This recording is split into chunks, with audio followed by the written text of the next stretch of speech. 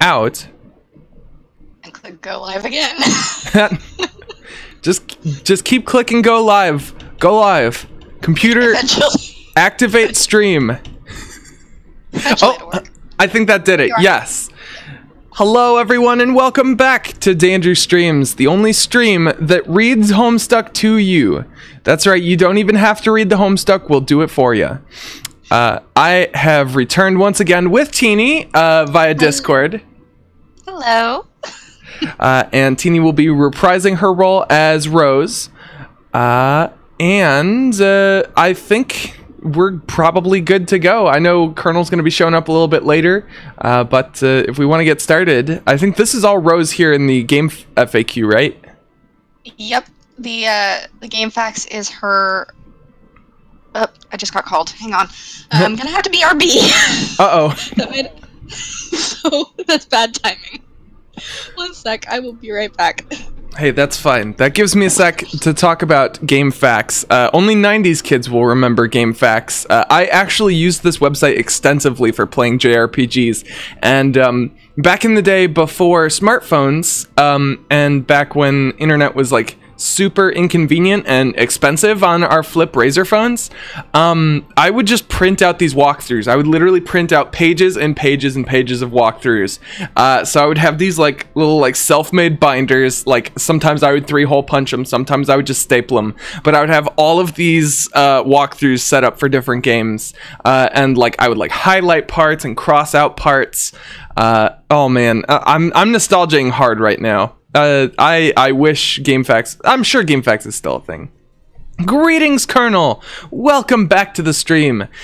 Teeny has stepped out for a bit because they just received a phone call, but we will get started as soon as Teeny's ready. So in the meantime, I was you probably heard me discussing GameFAQs because holy shit, this website just brought back so many fond memories. Just rushing back into my skull of playing JRPGs and needing walkthroughs to beat them. Unless you know, spent real money on the Prima guides. Wait, hold up. Sanctuary Remix, Winnie the Poop 2, and Chaos Demon. I kind of really want to read the FAQ by Winnie the Poop 2.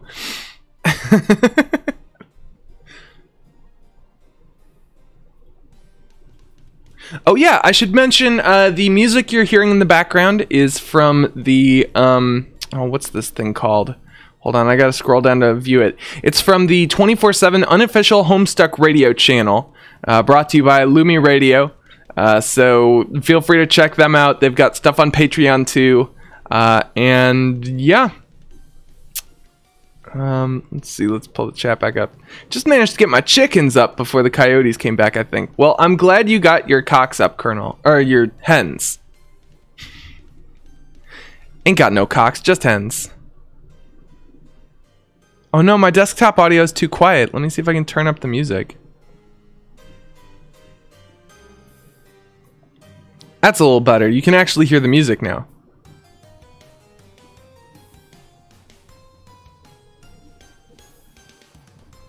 Hells yeah. Sup, Inkling? Welcome to the Homestuck Re-Read. I'm waiting on Teeny to finish their phone call, but once they get back, we will continue. I'll consume some more beverage. So how's everybody's Monday doing? Are you all as tired as I am? Because I am feeling the sleepies. Let me just enjoy a quick munch of pizza. Boy, I sure do love some pizza.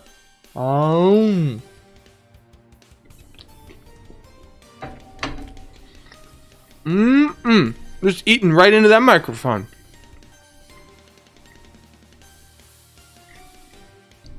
Oh, I'm really glad you clarified, Colonel, because I was gonna say I'm still unemployed, so Mondays mean nothing tome? Is that a book? The Mondays mean nothing tome? How do I find this book? I once again want my Mondays to mean nothing. But also somehow get paid? That would be pretty cool.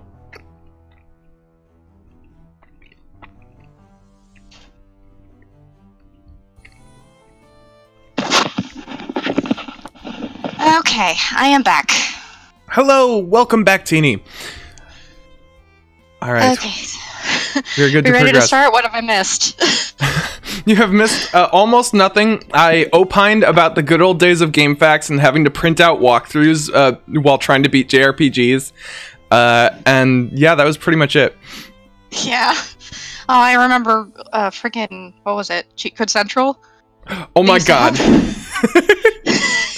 I like blocked out Cheat Code Central. I used to live on that site. Okay. So, I guess I'll start right about Go for now. Give me a second to get my breath back. I actually had to run upstairs. Oh yeah, no. Deep breaths. Okay. Breathe. And here we go. Spur Beta Walkthrough by Tentacle Therapist. Caveats and condolences. I'd be inclined to dispense with the trite even under less pressing circumstances.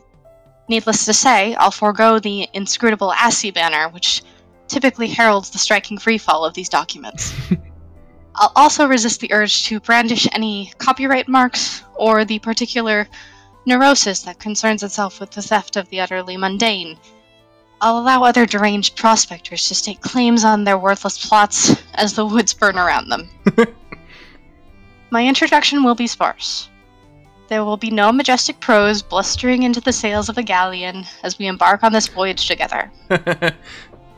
Nor will there be any ham-fisted prose whipping its limbs under a bedsheet, like a mentally challenged ghost. For that matter, I won't set the stage or dim the lights. The mood you will see will be set soon enough. Since you are reading this, chances are you have installed this game on your computer already. If this is true, like many others, you have just participated in bringing about the end of the world. But don't beat yourself up about it. There was never anything you could have done to prevent it. The end is happening right now, as I type, and as you read. I have come to understand that we were always doomed through our collective ignorance, and now further doomed by those few who know and struggle to flee. If you're lucky, you'll be among the smaller subset of the latter who are successful. What I mean is, while that game you installed is just one more grinding slab of rock sealing our planet's crypt, it is also your only hope to live. I am presently faced with the same conundrum as you, and though I speak with more experience, my own outcome is far from assured. I will play the game, as much of it as there is to play, and record my findings here. If you want to live, you will do as I instruct. My condolences. TT. Dang.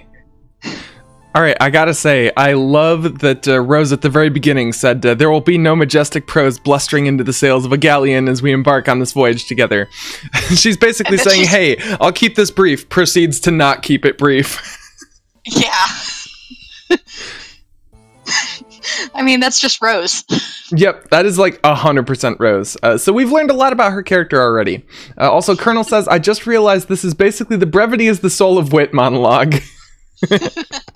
Beautiful. All right, I've paused the background music, so let's see what this flash is all about.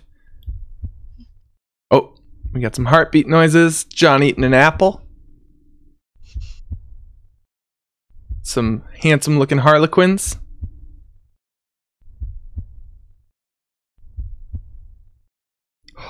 The fire has gone out.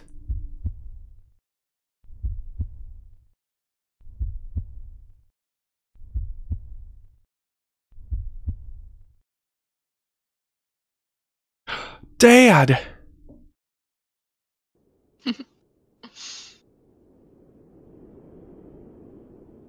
Oh, look, the neighborhood has improved. Significantly.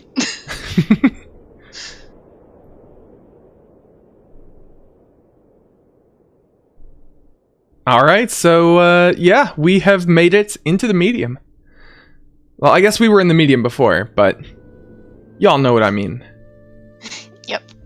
The kernel divides. The two halves go their separate ways, leaving behind the sprite portion. Where's the sprite portion? Boy. Boy! Oh, I see. So it's left behind the sprite portion. Right, I remember now. And then the sprite portion goes... does all that cool stuff. Look at him go. 2 halves of the kernel separate. Yeah. Oh no, I was doing that thing where I start singing randomly again. All right. Oh, cool. And we've got the gateways now too. I forgot about those. Boy.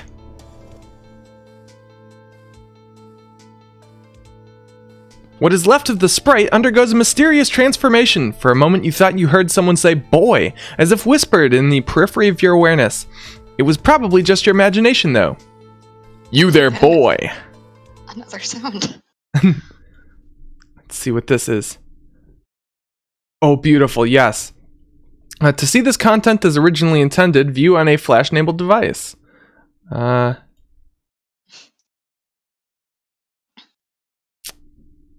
I... Mozilla Firefox runs Flash, so... Let me see if I can run it. Oh, hey, it is letting me. Look at that. I'm playing a video juego. Oh, I can peek over the railing. You there, boy. Let's What? play Homestuck. Alright, everybody. Welcome back to PewDiePie. I'm playing Homestuck. John says, what? Boy, listen to me. His name is John, you nincompoop. Boy who is John, do as I say. What would you like boy who is John to do? Obey my commands, John boy. And those commands would be... I would like the boy to interact with his environment in a constructive manner. Maybe you should be a little more specific. Have the boy assess his current situation. I'm afraid I can't have the boy do that. Tell him to do it yourself. Very well. Okay. That instruction does not do anything at the moment. Can I do it again? Sigh, could you please turn the controls over to a more competent user? I can fucking... Okay, so I keyboard smash. Increasingly sophomoric. Also, you almost spelled salad in there. Okay, it's looping. You there, boy. What? Oh, okay. So I can peer over the railing. Peek over the railing. Getting close to the railing makes you a little nervous. It's a long way down. Oh, I can click this and it'll tell me the... Use the mouse arrows. Oh, cool. Yeah, so I can do all this cool stuff. Let's go talk to the... What's that? Looks different now. After you bit that apple, your whole house seemed to be transported somewhere. Then the apple disappeared and the kernel sprite underwent a transformation. Aside from the change in appearance, the transformation doesn't seem to have any relevant ramifications. Interesting. Looks like we have a new viewer. Oh, new viewer! Once Gaster upon a midnight Soul. dreary. Welcome, Gaster 2 Soul. I was not aware that Gaster had 2 souls, but I'm glad that you are here to teach me about this Gaster. But okay, so what was I reading? Right, it looks different now. After you bit that apple, your whole house seemed to be transported somewhere. Then the apple disappeared and the kernel sprite underwent a transformation. Aside from the change in appearance, the transformation doesn't seem to have any relevant Oh, I just read all of that a second time. Can I? Oh, the ghost clown. Do something with it. The ghost clown is called the kernel sprite, or rather just the sprite now, I suppose. You can't do something with it at the moment. The only thing you can theoretically do with it is tier 2 prototype it, assuming that's still possible. Tier prototype the sprite, or the thing you said. Spoiler alert, it is. You are not the one who's supposed to prototype it. The Spurb server user is supposed to do that. What's that? It looks different now. I thought they were asking. Okay. So, let's see about this bad boy. Also, does anyone remember how to do, what was it, trickster mode here? This large platform, good grief, what is it? The alchemitor created the apple, or the tree that sprouted it, rather, right on time to save you from destruction. You're not sure if you can say the same for your neighborhood, though. You wonder what happened to your dad. Ah, okay, so not everything has multiple options. Boy, open this door and walk through it. Ooh, Michael Cera. That man with the humorous spectacles. Admire him. Oh, Michael Cera, your warm smile is a shining beacon in these dark times. I detest this. Disregard it. The Harlequin painting? You have the sentiment in common with John then, I suppose. Is there anywhere people want me to go? I think we can go to John's room. We can herp-a-derp around. Oh, cool, my computer crashed. Or just my Flash browser. Okay, I guess we're going back to this page then. I'll just go ahead and close that. Oh no. So, we've already read all this. If we want to, we can go activate Trickster mode in there, but otherwise I'll just do all the fun stuff through this. It looks like it's Control-T to access Trickster mode. Wait, Control-T, isn't that just... Oh, wait, no, hold on. I think I can do it. What's this? Here we are. A young man sits before you. His hair is matted and his room is a complete mess. And the boy's clothing is decorated in red, blue, and black. AKA some bullshit pajamas his parents have given him to sleep in. I would like to investigate room, Gaster. Also, if we're fucking role-playing right now, I'm so down for it. Oh, no, I've simply opened a new tab. Yeah, it looks like you've... Is it Alt-T? Shift-T? There's all these different combinations of possible ways of doing it. Click the flash, then try these key combinations until you find one that escapes being swallowed by OS or browser hotkeys. Control-T, Control-Alt-T, Shift-T, Control-Alt-Shift-T. Oh! Did one work? There we go, yeah. What's that? That's a palette change. Oh, sweet Jesus. It's the Huss! There he is! The ghost clown! Oh my god. Oh my god, I can just go wherever I please. We have escaped the bounds! We did it, guys. We beat Homestuck. We just got the true ending. You're leaving the panel. Goodbye, everyone. John has left the panel. Okay. I think we've had all the fun that we could possibly have with this. Yep. So let's go. Oh no, y'all are seeing my pornography tab. Oh, how embarrassing.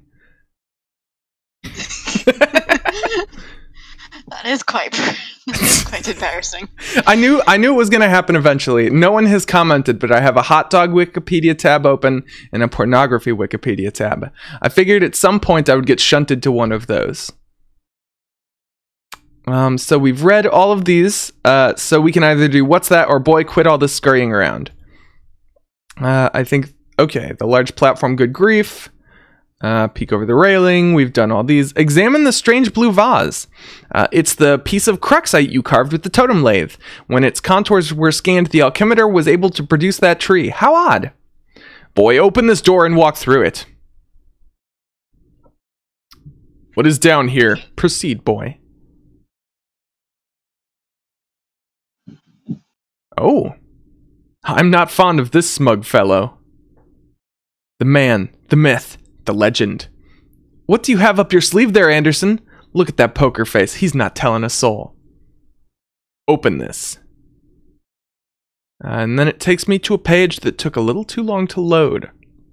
Your dad's room is still locked. Go in there now. Your plumbing appears faulty. Man, Rose did such a piss poor job of fixing the bathroom. It would almost certainly be a mistake to try to use this toilet. You guess you could just go pee over the edge of the cliff. Leave it once. No, go back. Boy, go in here. Oh, it's his bedroom. Inspect this ghastly man and his boy. Fred Savage has a punchable face your ass, more like a talented young actor's face who you would want to hang out with if you got the chance. And also if he were not a fully grown man now. Anyway, the thought of monsters lurking in your house scares the shit out of you, which is why this movie's so awesome. But the fact that those monsters could also be your best friend is what makes it doubly awesome. Is that John Cusack? Wait, how does Wayward Vagabond know who John Cusack is? Don't question. Do not question. Yeah, you guess so, but damn, that door be covering up your man cage something serious. That ain't cool. This door. Explain this. Rose sure did a number on your house, but you guess she did manage to save your life. You guess. You guess. Observe this box. The bunny is not in the box. I said the bunny is not in the box. Why couldn't the bunny be in the box? Colonel says John Cusack is a universal constant. This is true, Colonel. John Cusack is known by all and feared by most. Marvel at this adventure in outer space. And he's only not feared by idiots. I shall take this moment to eat a piece of pizza. Boy, oh boy, I sure do like eating on stream. In my top 10 things to do, this is probably number 3.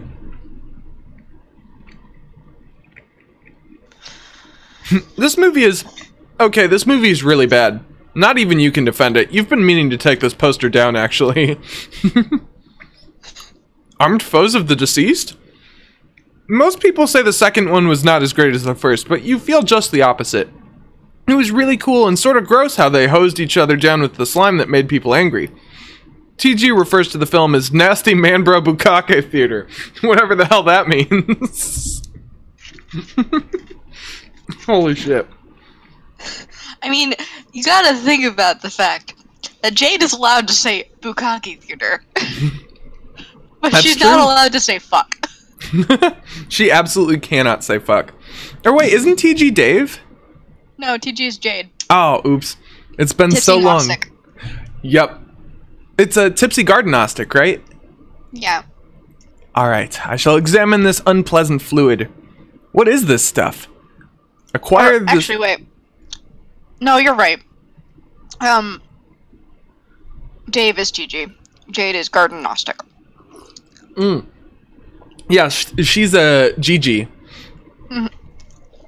Plus, you know what, come to think of it, she wouldn't be tipsy, because that's Rose's. Or, not Rose's, Roxy. yeah, Randalina. Yeah. She's the other one with the R name. Rollow. More like roll lol. Oh, Colonel says, oh shit, is that a Mac and Me poster? Oh, yo, we got some more from Gaster. The room was covered in clothing he did not bother to put in the washing machine, so he just wears clothing he wore last week. He also has a crusty sock collection. They always appear inside your brother's room. So you made a collection. So what shall you name him? I shall name him Poo Smell Zoo Lord. Let's see if it accepts that option. Let's see. It's a towel, dumbass. It'll probably come in handy for cleaning up this weird mess in your room. Not that it's a huge priority, though. John, there's nothing to be ashamed of. It's a perfectly natural function of a growing boy's body. I don't know why it's black, though. That's definitely weird. Boy, look through this window. At least your tire swing remains unmolested. A tree without a tire swing is like a house without a surrounding neighborhood, you guess. This huge sewing machine, of what use is it? The totem lathe? What, this old thing? The punch cards seem to contain the instructions for carving a totem of a certain shape. You guess maybe other punch cards will produce different shapes? It bears further exploration. This Funnyman text. You should ignore it. Just looking at the cover cracks you up. What a great book. Harry Anderson is your hero, and Mike Cavani's glowing treatment of the man does him every bit of justice. You'll have to give this another read soon. Poo Smell Zoo Lord. Okay, then I'm either dealing with a man-child or a 12-year-old who's homeschooled. Here, I'll give you a name for him. Dan Winlander. Ooh, Dan's a good name. I like that. Winlander's good too. Yes, I think this is a good name. We shall proceed. I protest. He should be named Dandrew Hussey. Well, as we all know, Hussey is Old Norse for Windlander. He's from the land of wind. Are you sure? Because I always thought he was a waste of space. This is commonly refuted. The waste of space is hilarious, though. I think the waste should be a canon class. No, I'm pretty sure that is his class. His waste. Waste of space. Oh, absolutely. Oh my god. His canon class fact. Because he wears the space symbol. He wears the space symbol, but it's like really, really knockoff pajamas. Oh my god. Waste of space for sure. I want to see what the canon outfit is for the waste class. I'll have to check it out when the So You Want to Know About Homestuck book comes out. Yep. When Andrew Hussey's like, all right, I give up. We're not producing any more Homestuck content. I'm just going to publish my notes, J.R.R. Tolkien style. All right, let us investigate this device. Oh, we've got some Rose lines coming up, I think. It seems you are still connected to the internet. Rose is trying to get in touch with you. You will reply in a moment once you have fully assessed your situation. Let's see. Well, we can quit scurrying around, but I think there's some more exploration to do. Go out of the door that is not here. That man with the humorous spectacles, admire him. Oh, we've already admired Michael Cera. There's no sense admiring him more. Ah, Colonel had a laundry moment. I should be having a laundry moment, but I'm too lazy. And we've already detested and disregarded this painting. Then he says, no, keep moving. Believe me, you have no intention of turning your head to observe this dreadful thing. Why does this small man stand here? This Harlequin is always ready to serve you with illumination, whether you're reading a book or just enjoying a nice pipe. What is the meaning of this rubbish? Okay, even you have to admit, this one's pretty funny. A small dessert tray, useless. In retrospect, it was pretty funny when your dad pied you like that. Gotcha'd again by the old man. Use this to reseal that opening there. I clicked it. Computer, take me to the device. If only putting the lid back on the Cruxtruder would undo all it's done. Alas, Pandora's tube has been opened. Okay, we got another thing from Gaster. Oh, yes. Your name is Dan Winlander, or Dandrew Hussey, as your brother calls you. It is snowing outside, and either your friends are passed out in bed, dead, or at school. You prefer school over the latter. But it doesn't matter, and you're homeschooled because he hates being part of society. I'll let you take this one, Teeny. Go ahead. You sure? What's the next action in our RP with Gaster? Examine room. Or actually, no, we already did that. Examine room harder? Find something to do. Retrieve objective. Hint. You go through your bait and tackle box, you've found a plot hook. You can use this to incite a plot. Unfortunately, it's a red herring. Oh my god, using the plot hook to catch a red herring. This one's catch and release. Send him back. Alright, so let's move this absurd edifice and exit your house, boy.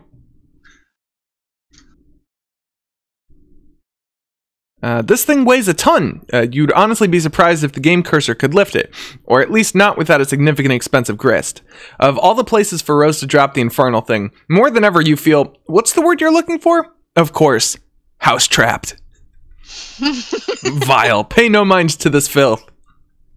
What's he even doing there? Playing with a ball or something? Clowns are stupid. Agreed, John. Clowns are stupid. Harlequins now. Harlequins are classy. Harlequins are classy as fuck. We are now wielding these instruments of combat. Any one of these things would make a fine weapon, if only your strife specibus wasn't already allocated. Oh well. Destroy these diminutive soldiers of merriment. It hardly seems worth it to go to the bother. You doubt you could get much for them at a garage sale even. Maybe a grubby palm of pennies and a kick in the nuts for the whole lot of them. I definitely almost read pennies as penises. A handful of penises. A grubby palm of penises and a kick in the nuts. It sounds like my average Monday. Stow lump of soot for future use, boy. That stuff is really dirty and you don't want it.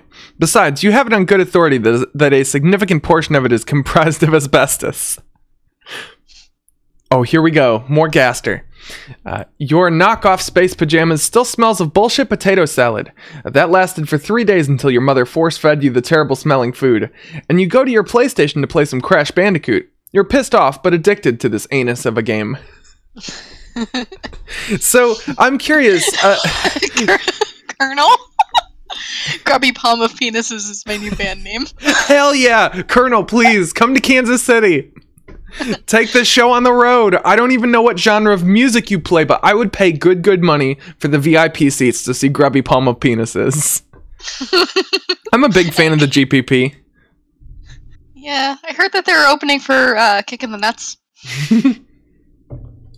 Kickin' the Nuts is less of a band and more of like performance art. They go person to person in the audience and just kick them as hard as they can in the genitals.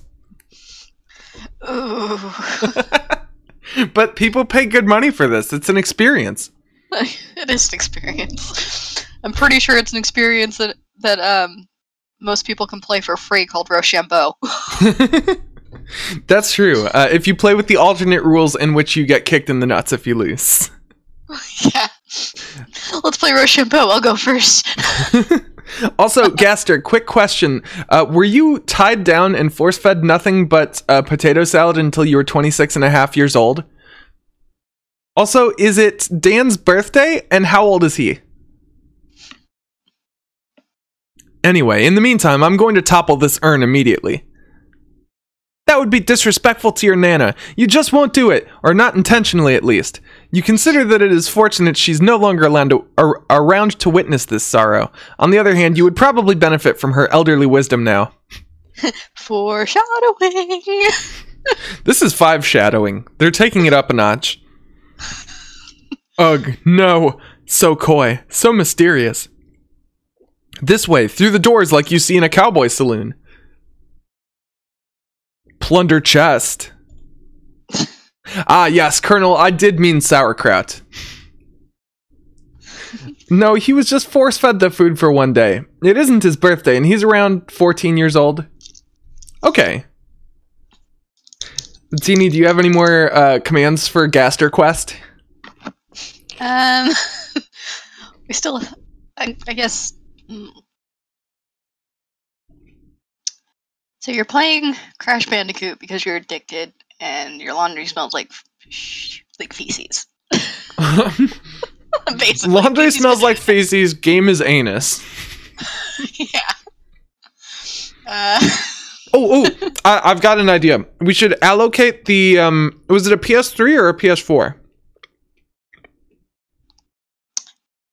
Oh, it doesn't specify. Just a PlayStation. It's Crash Bandicoot though, so. I think we should allocate the PlayStation as Dan's weapon in their Strife Specipus, so they can only use game consoles.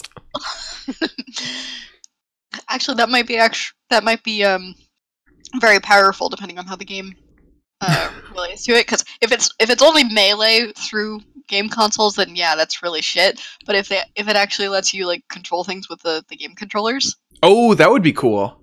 That would be really cool.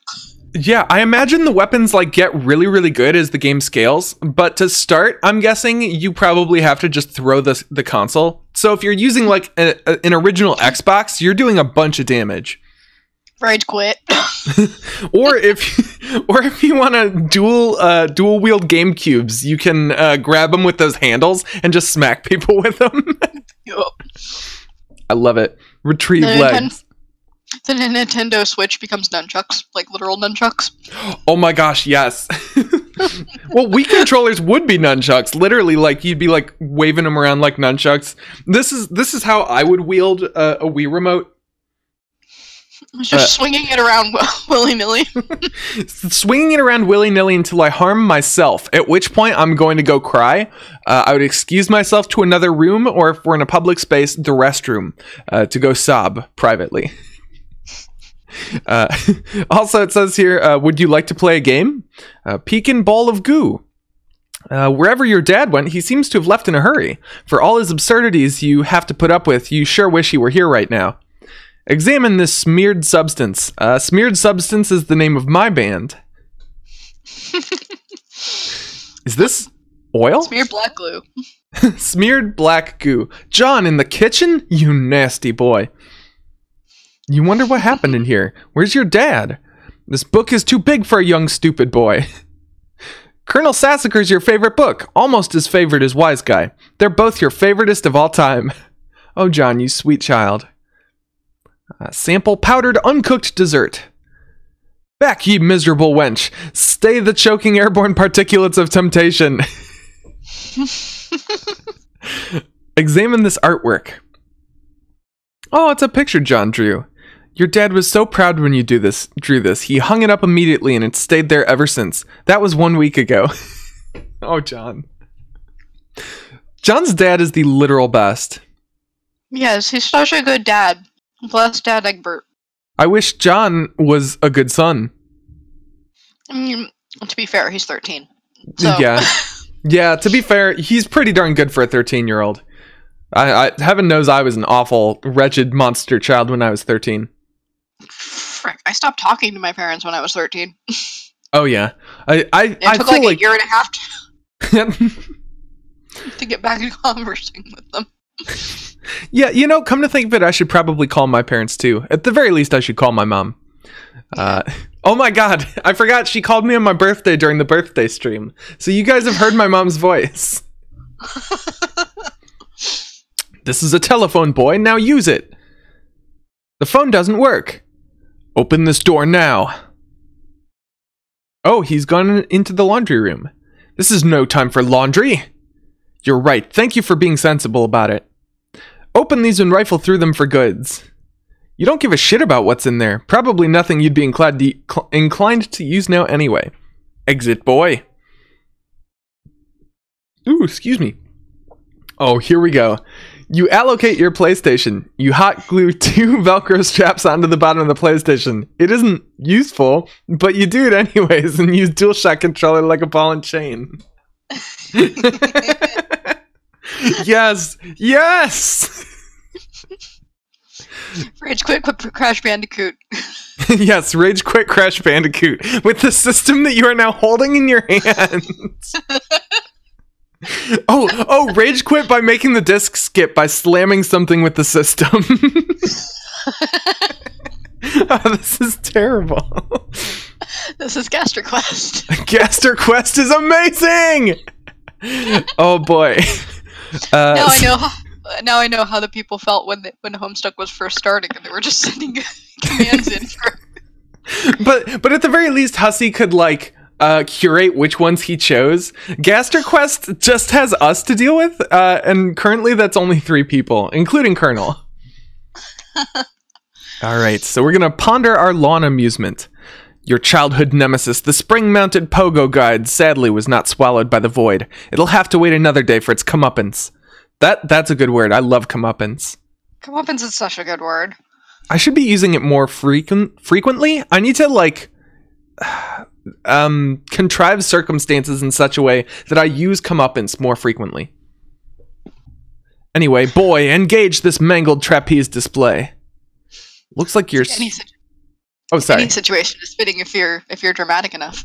That's true. That's very true. I think I just need to be more dramatic at work instead of, people-pleasing. Pretty much. Instead of endeavoring to keep my job, I should try to use the biggest words I possibly can, ideally at my supervisor. Do not do that. Do not do that. I'm just gonna be like, hey, supervisor, bro, concordant. That's a big word, yeah? Sir, I want to share something with you. Pneumono ultramicroscopic silicovolcanoconiosis. And he's gonna be like, boom, promotion. Gather up your stuff, go to your new desk, you're the CEO now. Paleobotanical. Anyway, it looks like your swing set is toast. You relive fond memories in a moment of sorrow. And we fiddle with the bright sparkly things. Oh my god, yes, more GasterQuest. You slam your game console onto the table. No stuck. forcing the game out of the console, and it bounces around your room as you use the game console as a shield. And then the game lands inside the console again. Did he make a shield that launches a throwing star? Maybe this game isn't terrible at all. Also, the game is called Snowstuck. Yeah, Snowstuck. Exit room. Although Gaster Quest has a nice ring to it. That sounds incredibly dangerous. John sensibly disregards your awful advice. Admire this wall-mounted gadget. Through some mysterious force, your house still seems to be powered, even though the wires are severed. Quite bizarre. Claim the dangling tree bauble. Oh, the trick handcuffs are still there, thank God. And no, you're not about to try to claim them right now. Back into the house with you. Go back into the luncheon parlor. Ooh, what's a reasonable house doesn't have a luncheon parlor? Return to the room with the dead hag's remains. Aw, that's rude. Wayward vagabond, you gotta be nicer. I mean... He hasn't read the human etiquette book yet. Yeah, this is true. Here, boy, in here. Oh, wait, did we give another command for Snowstuck? I mean, we're armed now, so we can exit the room safely. That's true. Oh, I think we should set Dan to patrol mode, and the next person he sees, he should attack with the console. No, let's not do that. You leave the room like a badass until you hit your head onto the frame onto your door. Wow, are we tall or what? I command Dan to permanently shrink 2 inches. I'm curious to see if this works. It's like, what can we control? Well, he did just take damage, so he's probably going to shrink like Mario, like doodaloo, doodaloo, doodaloo. This is a mess, boy. You're so glad your dad wasn't watching when you did this. He never would have let you hear the end of it. Inspect this merry band of performers. Cirque du Soleil once filed a restraining order against your father. You were never so embarrassed in your life. Oh, the Cirque du Soleil incident. I love... Okay, so, back when I was, like, super into Homestuck, which is still now, but I guess I was just more motivated. I read the entire TV tropes page for Homestuck, and one of my favorite entries was their macaroni incident entry. This was exactly it. Literally, we never find out why John's dad was basically banned for life from Cirque du Soleil. Oh no, Daniel! Oh, no! Poor Daniel. Consume nut! Oh, John! John, don't consume nut! John, you're too young. John, you can't do this. You can't consent. I forbid you from doing this, you literal child. Do not consume nut. You would, but you're not sure if this dark realm has any hospitals. Operate this instrument. Oh, look, it's the haunting piano refrain. Yay! You play your favorite haunting refrain. Is this a tobacco burning apparatus? Yuck, you still have pipe taste in your mouth. Throw this ugly thing out the window. You will not do that intentionally. You only resort to throwing stuff out the window via Silodex mismanagement. This man is an imbecile. Ignore him. He's alright. Looks like he doesn't take himself too seriously and knows how to have a good time. You can only assume your dad hung it crooked to make it look more whimsical. It has a knife. Be alarmed by this. R.I.P. Ledger. Look here. Oh, he's looking out the window. It's dark out there. Can't see anything for miles. Seek the riches he guards below. This one offers a friendly wave. But yeah, this is really just another stupid piece of shit. I see treachery in his eyes. Oh, he doesn't look so bad. No, that one's horrifying. John, come on. You can't be defending this thing. Yes, Colonel, equip Fez! Daniel, equip Fez. Boy. Open this iron vault, boy. You don't know the combination. Disregard this nonsense.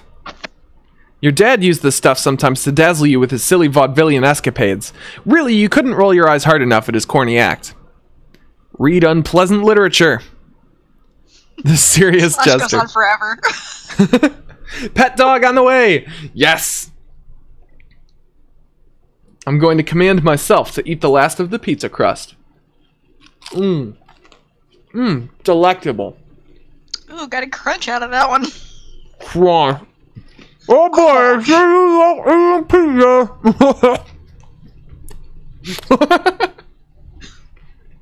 I'm feeling a little stupid. Crunch. Here, let me lean away from the mic. For those whom clowning around is serious business. The serious jester. Return to the large room with the gross paintings. Hooray, we made it! We survived! Boy, quit all this scurrying around. For the last time, this boy's name is John. Fine, John, return to your quarters. You go back up to your bedroom, tiptoeing around the weird petroleum-based sludge. Now, John, respond to your friend unit. Oh, it's me again. Yay! Hey. John, are you there? Hey, yeah, I'm here. And not dead, I think. I know. I've been watching you scramble through the house like a lunatic. You should have answered me sooner. Oh man, sorry. I was looking around for my dad and I can't find him anywhere. Have you seen him? No, I'm sure he'll turn up.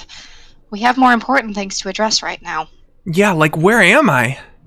I don't know that either, but I've determined your neighborhood was destroyed by the meteor. Wherever you were transported, it saved you from the impact.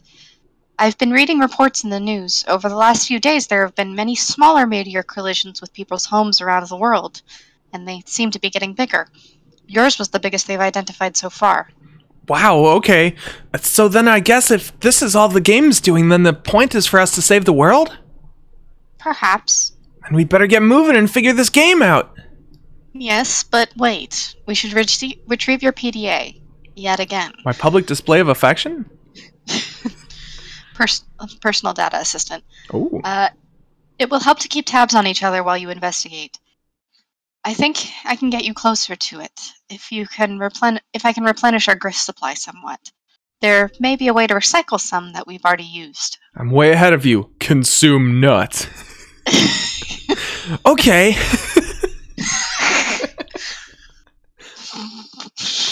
That's our two souls now following. Protein contains. I'll meet you out on the balcony. Wait, Rose, one thing. What? You never even wished me a happy birthday. Hello? I was working on something to send you, but I was running late with it. I didn't want you to think I believed meager well wishes alone would suffice for the occasion. That said, happy birthday, John. Oh, geez, that's silly. Anyway, thanks. First, take the fabric item on the floor there. The towel? Why? Oh, well, you're the boss. You capture log the towel. What now? Do as the purple text says, to the balcony. John makes his way to the balcony per your awkwardly worded request. Wait, take that. The blue wobbly thing. You the totem. The totem. You whimsically decide to capture log the totem, which was used to create the apple tree earlier. John, recycle the grist as was dictated by your cohort. John cannot do anything with the grist as of this moment. That's up to the Spurb player. I see. Arrow question? Yes, that will suffice. Rose deletes the perfectly generic objects. 6 units of build grist are restored to your grist cache. Rose expends the grist to drag a new plank from the balcony in the direction of the PDA. John, run across precarious platform swiftly. John isn't sure about that. It's a long way down. Also, this fucking John face. John's like, no. Like, I ain't doing that. Boy, I said make haste on the narrow catwalk. Oh, I love him. Oh, John is very nervous about the idea, and the strident tone of your commands is starting to make him a little upset. Fine, proceed as your level of comfort dictates.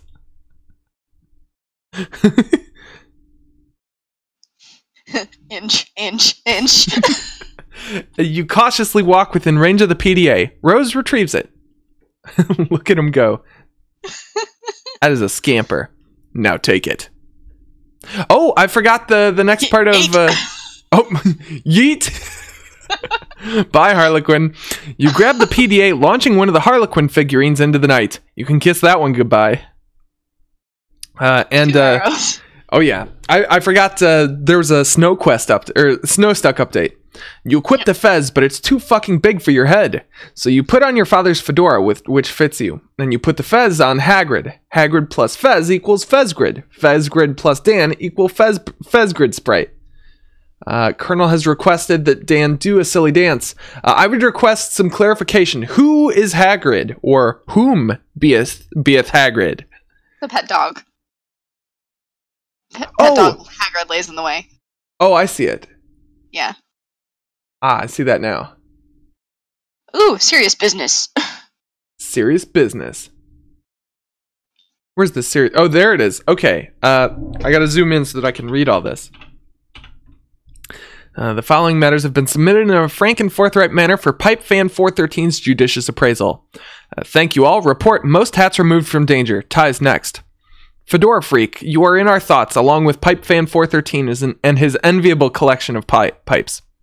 Good luck, Fedora Freak. Salvage as many hats as practical. Neighboring house struck by flaming projectile. In light of fire hazard, evacuating house of all expensive garments. Status of health / wardrobe? Asks GraceLex66. Some well-pressed attire says submitting inquiry of concern over cataclysmic event. Pipe fan 413 reply. I love the fact that all the timestamps are gone. Oh yeah, no, you can't tell what time they were sent at. Yeah.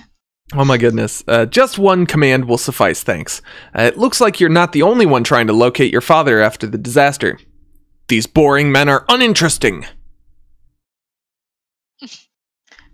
Yeet, time for pester jump.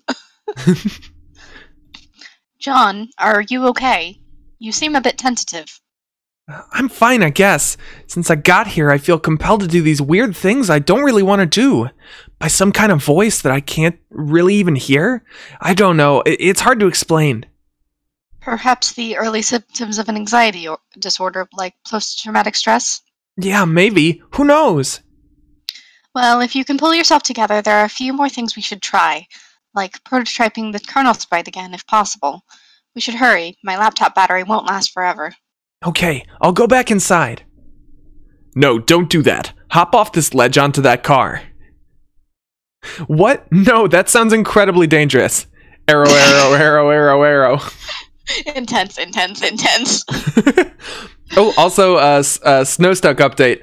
You dance out of comedy, but land on your skull. This luckily doesn't wake up your brother, who will be taking care of you due to your parents are in Texas for a few weeks.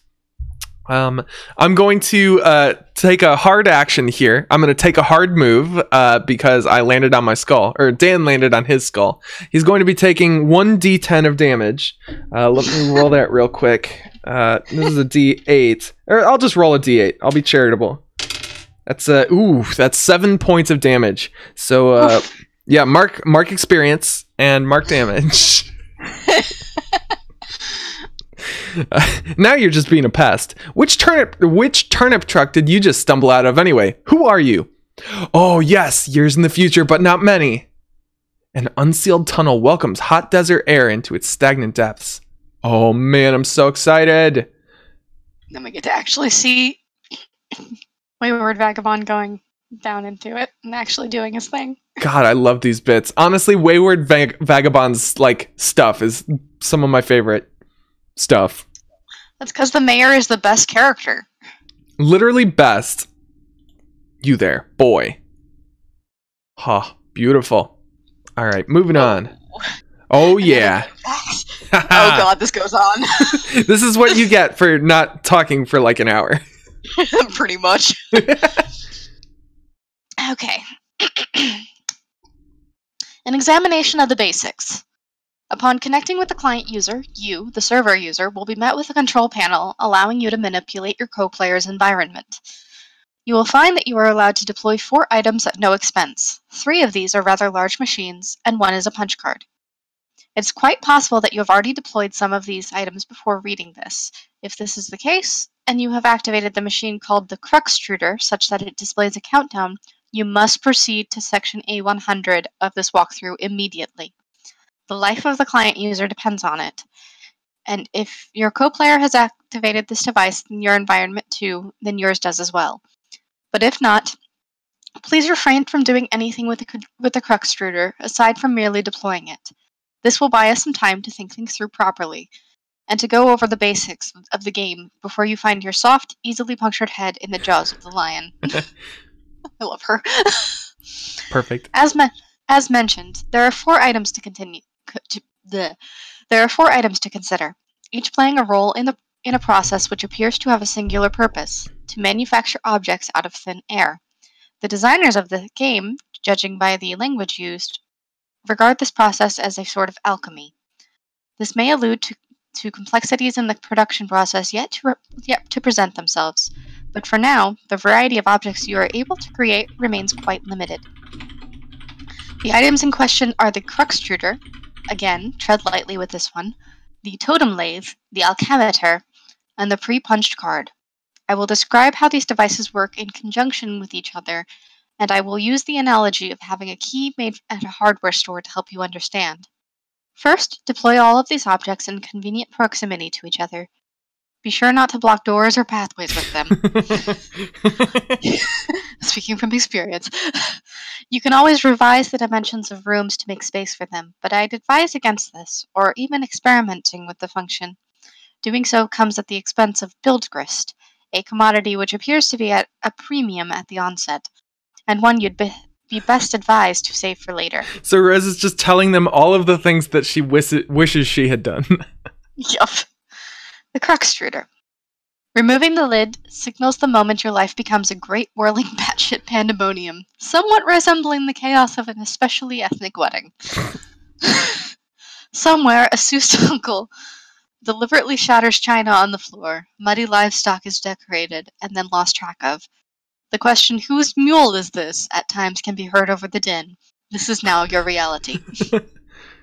But aside from that, it marks the beginning of the process I am about to describe. The countdown begins, yes. Also, an entity called the Kernel Sprite is released. But neither of these things are all that relevant to this process, to my knowledge. More on these things later. What is relevant is the unlidded Cruxtruder's ability to dispense Cruxite dowels. It will dispense at least one, though I suspect it is capable of producing dowels. I skipped a line. Though I suspect it is capable of producing more, given parameters I am not yet familiar with. In my key-making analogy, these dowels represent the uncarved pieces of metal which the hardware store employee retrieves from a drawer or a rack and sets about carving into a key. The 2 following items are needed to do the carving. The pre-punched card. It is a simple Sylladex card containing an item. There's evidence to suggest the specific item it contains is variable from session to session. The card I deployed contained the blue apple. Yours may be different. It shouldn't matter, hopefully. Additionally, the card, as you may guess, is punched, like one used with an antique computing systems. The pattern of holes comprises data, which I believe comprises to the instructions for creating the item that the card contains. That it is pre-punched suggests there is a way to punch an unpunched card, possibly imprinting it with the data for the item it contains, though no mechanism for this has presented itself yet. But the data on the card cannot be used to create the item directly. There is a middleman. That middleman is the Totem Lathe. Totem Lathe! This is essentially the key carving machine. It will carve your Cruxite dowel in a pattern of grooves and contours, the sort of which makes the key unique. The instructions for this pattern are supplied by the punch card, which is inserted into the lathe pre-activation to configure its chisels. Once the dowel is carved, you'll have a totem serving as your key, which can then be used to unlock the card item through the alchemitter.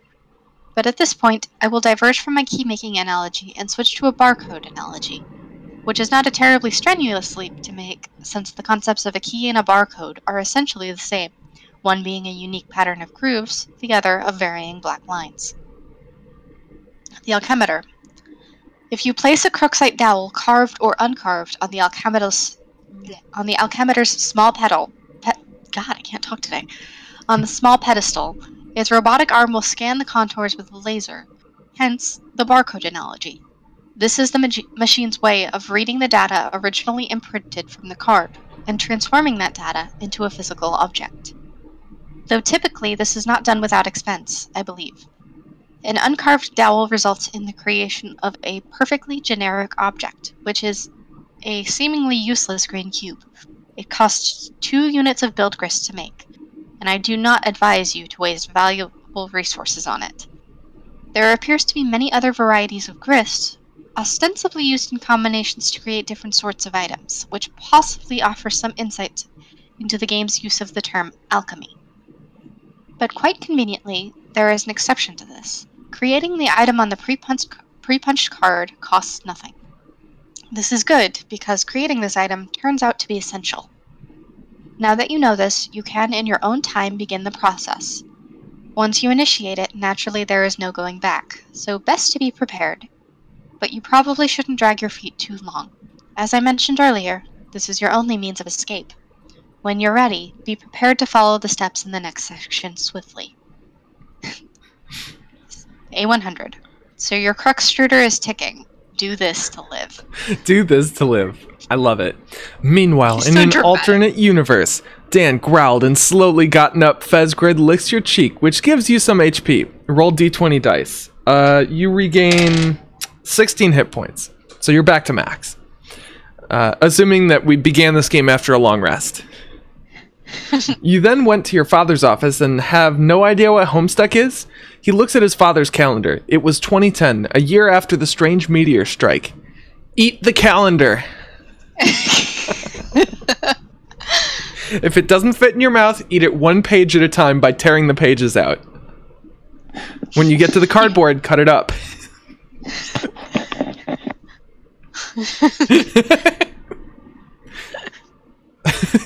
There's just no follow-up for that. I've provided very detailed step-by-step instructions on how to eat the calendar. I expect follow-through. Oh my goodness. Also, I love the like rain gifs in Rose's section. Like, just super cool. In the distance, I love the lighting that they use for them. Super dramatic. Yeah. In the distance, meteorites fall with greater frequency. The fire in the forest burns so hot, not even the rain is putting it out. Rose, check status of battery. Your laptop battery is alright for now, but it won't be for long. If the power in the house doesn't come back on, you can think of one last resort. The small backup generator stored behind the mausoleum. Prototype sprite with Betty Crocker box. What? Oh man, you're gonna use that? That sucks. What a stupid idea. We have to hurry along. I'm running low on battery power. But the cake mix... Ugh, that's so dumb. I doubt it matters. We might as well just use any old crap lying around. Fine, I guess. She's dodging. She knows what's up. You cannot allow her to be prototyped with Betty Crocker.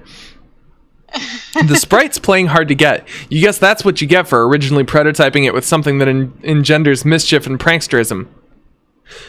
Do the potted vegetable instead. It looks delicious. Pipe down, you. This is Rose's decision, not yours. Rose, prototype sprite with Sassacre text. Oh, yes, sweet! Now we're talking. See if you can distract it. I'll try to sneak up on it. John, flail about in a distracting manner. I love him. The sprite finds the distracting manner in which you flail about to be rather distracting. Oh. Alright, whenever I see like John doing like that mouth shape, I just think of that one YouTube video. Alright, now lose it. Go crazy. Oh baby. Yes. Oh baby. The pesky sprite eludes you again. Not even the great Colonel himself can outfox it. In narrowly missing with your attempt to create the Colonel sprite, you drop the massive tome. The entire house rattles under the astonishing girth of the book. I love how huge the book is. It's just ridiculous. Also, Rose definitely almost killed John with the Colonel Sassacre. You mean like his nana? Yep, just like his Nana. Oh, we got some more. Speaking of Nana. Speaking of which, we are about to get Nana Sprite. Also, Dan says he hears your call and was about to, but stops. He sighed and sat down in his father's chair. Even he has a morality and can fight the urges a little. Bullshit, eat the calendar. I like the implication that eating the calendar is immoral. Like, it's not just bad for your health, but also objectively the wrong thing to do. On like an ethical frame. Like, listen, I might have gotten fired from the calendar company for taking a few days off, but... Oh, for taking a few days off. Oh, that's so dumb. I've never heard that joke before. You've never heard that before? I've literally never heard that joke before. I'm now going to use that as an icebreaker in every social situation I encounter from here on out. Well, congratulations. Thank you. Glad I can help. Well, thank you very much for your assistance. Oh, and it says here, in the other room, oh, here it is. Nana's ashes dump onto the sprite, which is caught unawares by the dousing. Yes, finally, the 5 shadowing has paid off. Ooh, Colonel's never heard that one either. Are you kidding me? I hear it like... That's one of the trademark stupid jokes that everyone in my family always tells. Well, now you've shared it with us, and we can spread this love. It's one of those things. It's like... I think my dog's an alcoholic. He can't hold his liquor. Oh, like his tongue. Yeah, because he... But I mean, like, we just toss these stupid jokes back and forth over dinner every so often. It's like, yep. I haven't heard that one either. Oh, man. I've got, like, a ton of dumb jokes, but I feel like they need to be, like, awakened. Like, I don't have them when I want them. I have my dumb jokes when I need them, when the timing is perfect. Yeah. I know for networking events, my go-to is always, hey, how much does a polar bear weigh? Enough to break the ice. Hi, I'm Andrew. Hey. Hey, followed by finger guns, and then I just back off slowly. While continuing to do the finger guns the whole time. Yeah, and extending the A until it becomes uncomfortable. Just A.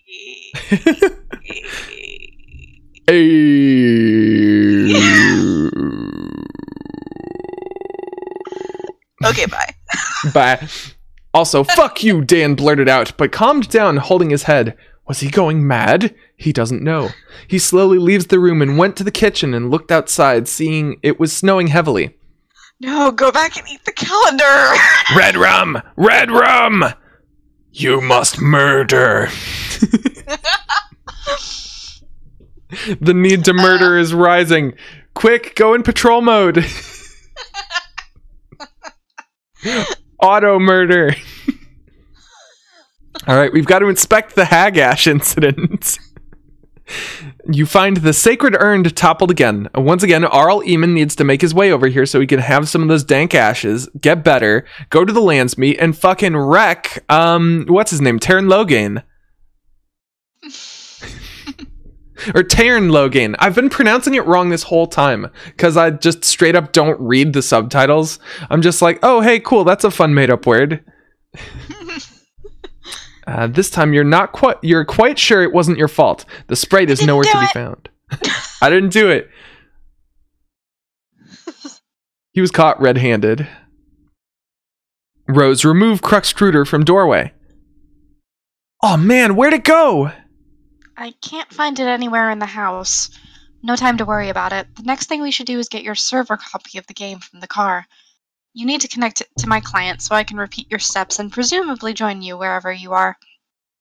We should do this quickly, before my house burned us down. What, there's a fire? There will be soon. Oh, jeez. So move this thing already.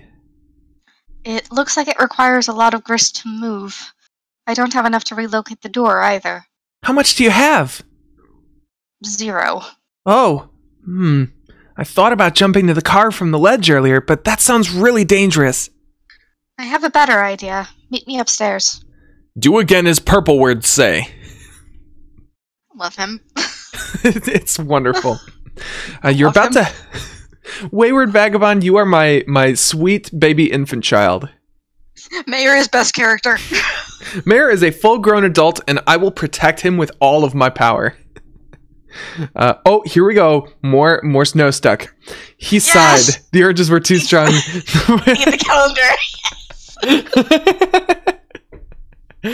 Oh no, you got a paper cut.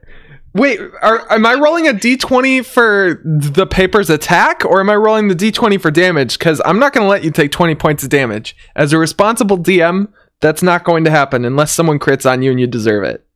Yeah, that's like a D4 at most. Okay, that's 11 plus the paper's strength modifier. I'm going to say the paper's strength modifier is probably -3. So I don't... No, not D20 for damage. Not D20 for damage. No. My sweet that's summer like a child. D4 at the most. Although, even if we were rolling a d20 for damage, 11 wouldn't even be that bad. All right, I'm thinking paper cut is d4. Yeah. All right, so I'm rolling my d4. That's all right, 3. You take 3 points of slashing damage from consuming the paper. Yes. Now you have a sore throat. This is so funny. Yes, d4. I'm glad you agree with me, Gaster. Anyway, you're about to head upstairs, but you thought you heard something behind you. It was faint, but you could swear it was a small, light-hearted chuckle, along the lines of a spirited hoo hoo hoo. Nana! Hey there, Sonny. Here's my Nana Sprite voice. There she is! Hello, Clarice. Hello, John. I'd love to eat your liver with a nice Chianti and some fava beans. What are you, Hannibal now? Hannibal Nana. Oh my god, yes, Nannibal. Yes. Jonathan. We must ignore this woman's antics.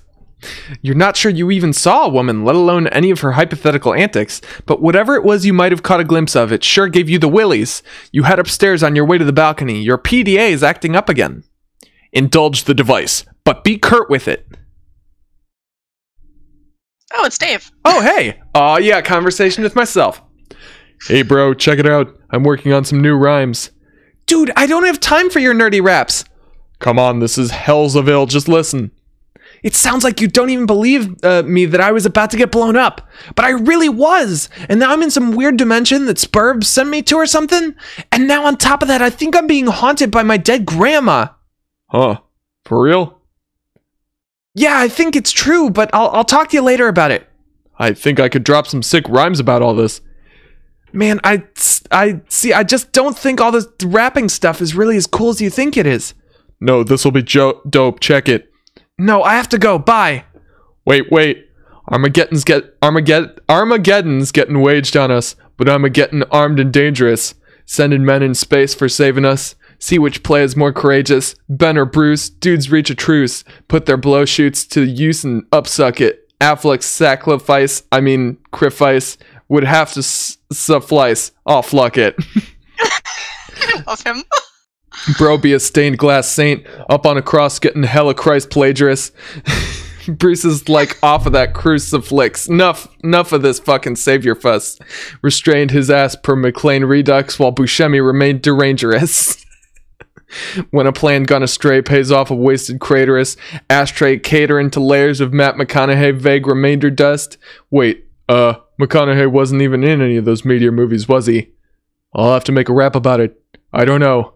Morgan Freeman or something? Being the president? It'll be called Obama Made It So That No One Gives a Shit About Black Presidents in Movies Anymore. See, you've got to fill me in on what's going on. So I have something to rap about besides all your dumb shit movies. Enough strange poetry from the red text. You head out to the balcony to find out what Rose has in mind. She's messaging you again. The purple text is less irrational than the red text. I'm lifting the car up to the balcony. Whoa, okay. Once it is up, retrieve the game. Then I'll put it back down on the driveway. But the door's locked. Then break a window. But it's my dad's car. It's just a window, and this is sort of an emergency. Otherwise, I promise I'll handle the car with velvet gloves. All right. Rose pickup car. Oh, God. Oh, God. Internet lost. Slam. Oh, and then the car falls. Of course. There it goes. John's face. Poor boy. Ridiculous folly. Inexcusable. Hold on. I have to preserve this image. The only way I know how. By just posting it without context in Discord. Alright, saving that as a reaction image for when someone says something fucking unbelievable. Oh my gosh. Just the boy. Inkling has scooted. See you later, Inkling. Bye, Inkling. Bye. Also, Gaster, what's the next part of Snowstuck? We took throat damage, internal slashing. I'm trying to think what we want to do after that. Maybe go on Facebook, because it's 2010. I mean, Daniel's got to have a Facebook. Yeah, everyone has a Facebook back in 2010. In the year of our Lord 2010. He coughed up a small amount of blood, so his dog Fezgrid licks his cheek. Roll D4 for minor heal. I'd say D4 plus 2. Because that's like a small health potion. Oh no, that's 2d4 plus 2. So that's it's 1. So like a half potion. Yeah, it's just the dog healing him. Oh yeah. I'm gonna treat that like a small healing potion, so you regain 6 points of health. So you're back up to full. You're good. Anyway, he went to the kitchen to get a Pop-Tart and saw a strange shadow in the heavy snowfall. It had antlers and was strangely thin, like it was starving to death, and its eyes shined a primal yellow. It's the beast! Well, don't just stand there. Let Harry's dad in. It's like, look up your mysterious figure in Cryptodex. Poor James. You're inclined to agree, but hey, accidents happen. You double-check your PDA to make sure if Rose is really gone. Indeed, this seems to be the case. TG is still pestering you, of course, but another chum is now logged in as well. What Jade. Color are the words that this chum says? Oh, yes, Jade! Do you want to take Jade for now? Yeah, sure. I'm back! Oh, hi! I went to investigate the explosion I heard. Was it by any chance a meteor? Yes! How did you know? Oh man, it's kind of a long story. Anyway, are you okay? Did it blow up your yard or start a fire or anything? No, I am fine. It landed a pretty good ways from my house, and I went to look at it, and it's pretty big. But Beck doesn't want me to go near it, so I came home. He seems to think it's dangerous. Oh gosh, he's probably right. Anyway, what have you been up to, John? Oh, did you get my package yet? Yeah, I was trying to get it, but Rose dropped my car into a weird spooky bottomless pit, and the package was in the car, and I'm real sorry about that. Oh no. Wow, okay, I guess I should start at the beginning. See, a meteor blew up my neighborhood. That's terrible, John. I'm so sorry. But I'm okay, and my house is too, sort of. That game I was telling you about, Spurb, which I was playing with Rose, sort of transported me somewhere at the last minute. But now I'm trapped here, and it's weird and dark, and I can't find my dad, and I just lost the car, and my copy of the game's in the pit, and I think I have to save the world from the apocalypse? Ugh. Well, it sounds really crazy and kind of scary, but it also sounds kind of exciting. I don't know, John. Maybe this is your destiny. If anyone can save the world, I think it's probably you. Wow, you think so? Yes. Well, okay, but it's not even that simple. I was about to connect to Rose to help transport her and save her from meteors and fire and stuff, but she lost battery power and I lost the game disc. So I think I have to get TG to use his copy to save her, but that jackass won't shut up and stop rapping and stuff. He is so silly. Yeah. Anyway, I should talk to him about it, so burb. The green text was attractive. Now view the red text again. Stay hydrated, bot. Hydrate! What? Hydrate? Oh, it's a Wendigo. Okay, so if we're dealing with a Wendigo here in Snowstuck, I'm thinking, Dan, you need to call the Winchester brothers right away. Call 1-800 Impala, and they will get there as quickly as possible. Ask for Castiel to join them too, because that's when the seasons start to get really good. Oh, here we go. When the film crew zooms where the president's at, I'm like, if that dude's black, I'll eat my hat. Turns out he is, so we're all, damn, director's got gumption. Like we'll all flip our shit, he ain't shining shoes or something. Oh shit. It's called free-emancipation. If it's not pres-election, it's God ascension. And Bruce Almighty, whoops, different Bruce from the one I just mentioned. Arg! Can't explain to me why this ain't condescension to think I'll shit a brick. Not even he can convey the intention with his quick-spun wit. Rather defray all this tension, sit on his lap while he whistles a splint. Whittles a splint. Whistles a splunt. Some guys whistles a blunt. Hey, 420. And some guy eyes what he does and patronizes. I guess negrosity's the mother of invention. Oh! Good lord. Stop rapping for a second, you horse's ass! I have something important to talk about. What's up? Rose is in trouble and she needs help. I was going to connect to her with Spur, but I lost my copy. Okay. Also, she lost battery power. If she can get back up and running, she'll need someone with this game to get her out of there before her house burns down. So I think you should use your copy of the game to help her. My copy? That's gonna be tough. Why? I lost it. It's a stupid story and I'd rather not talk about it. Should be embarrassing, yo. I thought you said you had two. Well, yeah. One's my bro's copy. Okay, well get his then. Alright, but he's not gonna be happy about that. Whatever. Also, you might want to read Rose's walkthrough to get up to speed on this. Oh man. What? Nothing really. Look, all I'm saying is the girl tends to lay it on kind of thick, you know? Rolls eyes. That is incorrect. Rose is eloquent. And a saint. Eloquent and wordy are pretty much the same thing.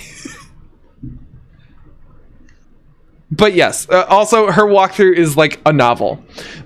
Yes, I love it. She's I think verbose is the right way to put it. Yes. Your laptop is out of battery power. There's only one thing left to do. Time to make your way to that backup generator. Knit laptop cozy to shield your laptop from the rain. That would take way long, but apparently that does. That would be such a waste of time. Besides, you already knitted one a while ago. You retrieve it from your knitting bag and apply it to your laptop. You captcha log the laptop plus cozy. Equip grimoire to strife specibus. That would be incredibly ill-advised. There are some dark forces you just don't want to mess around with. You understand this better than most. You put the book down. She says this, and then foreshadowing. 5 shadowing. Recapture log your items. Oh, also, he tried calling the number, but when he heard hello, this is the Winchesters, he hung up. He saw nothing. The creature was gone. He gulped a little as he felt his asthma attack appear again. Roll D5 for temporary stamina downgrade. Oh. I'm going to say that D5 is a D6 minus 1. That's a 1. Gaster, I hate to say this, but we are the character at the beginning of the episode. We're gonna die. Oh, this is a cold open. Yeah, poor Dan's gonna die. A cold open. Wait, if we can heat up the cold open, then maybe we'll survive. He has to turn on the oven and leave the door open. We have to heat up this house as quickly as possible so that we can turn our cold open into a hot start, I guess. AKA set the house on fire. We gotta set this place on fire! This house is on fire! Call 911! Anyway, you grab the knitting bag and the grimoire in that order. It's always a logistical puzzle with your tree modus. The tree auto-balances, leaving the knitting bag accessible in the root card. And then we're going to allocate knitting needles to strife specibus. You feel a lot more comfortable with this as a weapon. You're so handy with those needles, you feel like you could probably use them to fillet a swordfish. And she does. This is an iconic moment.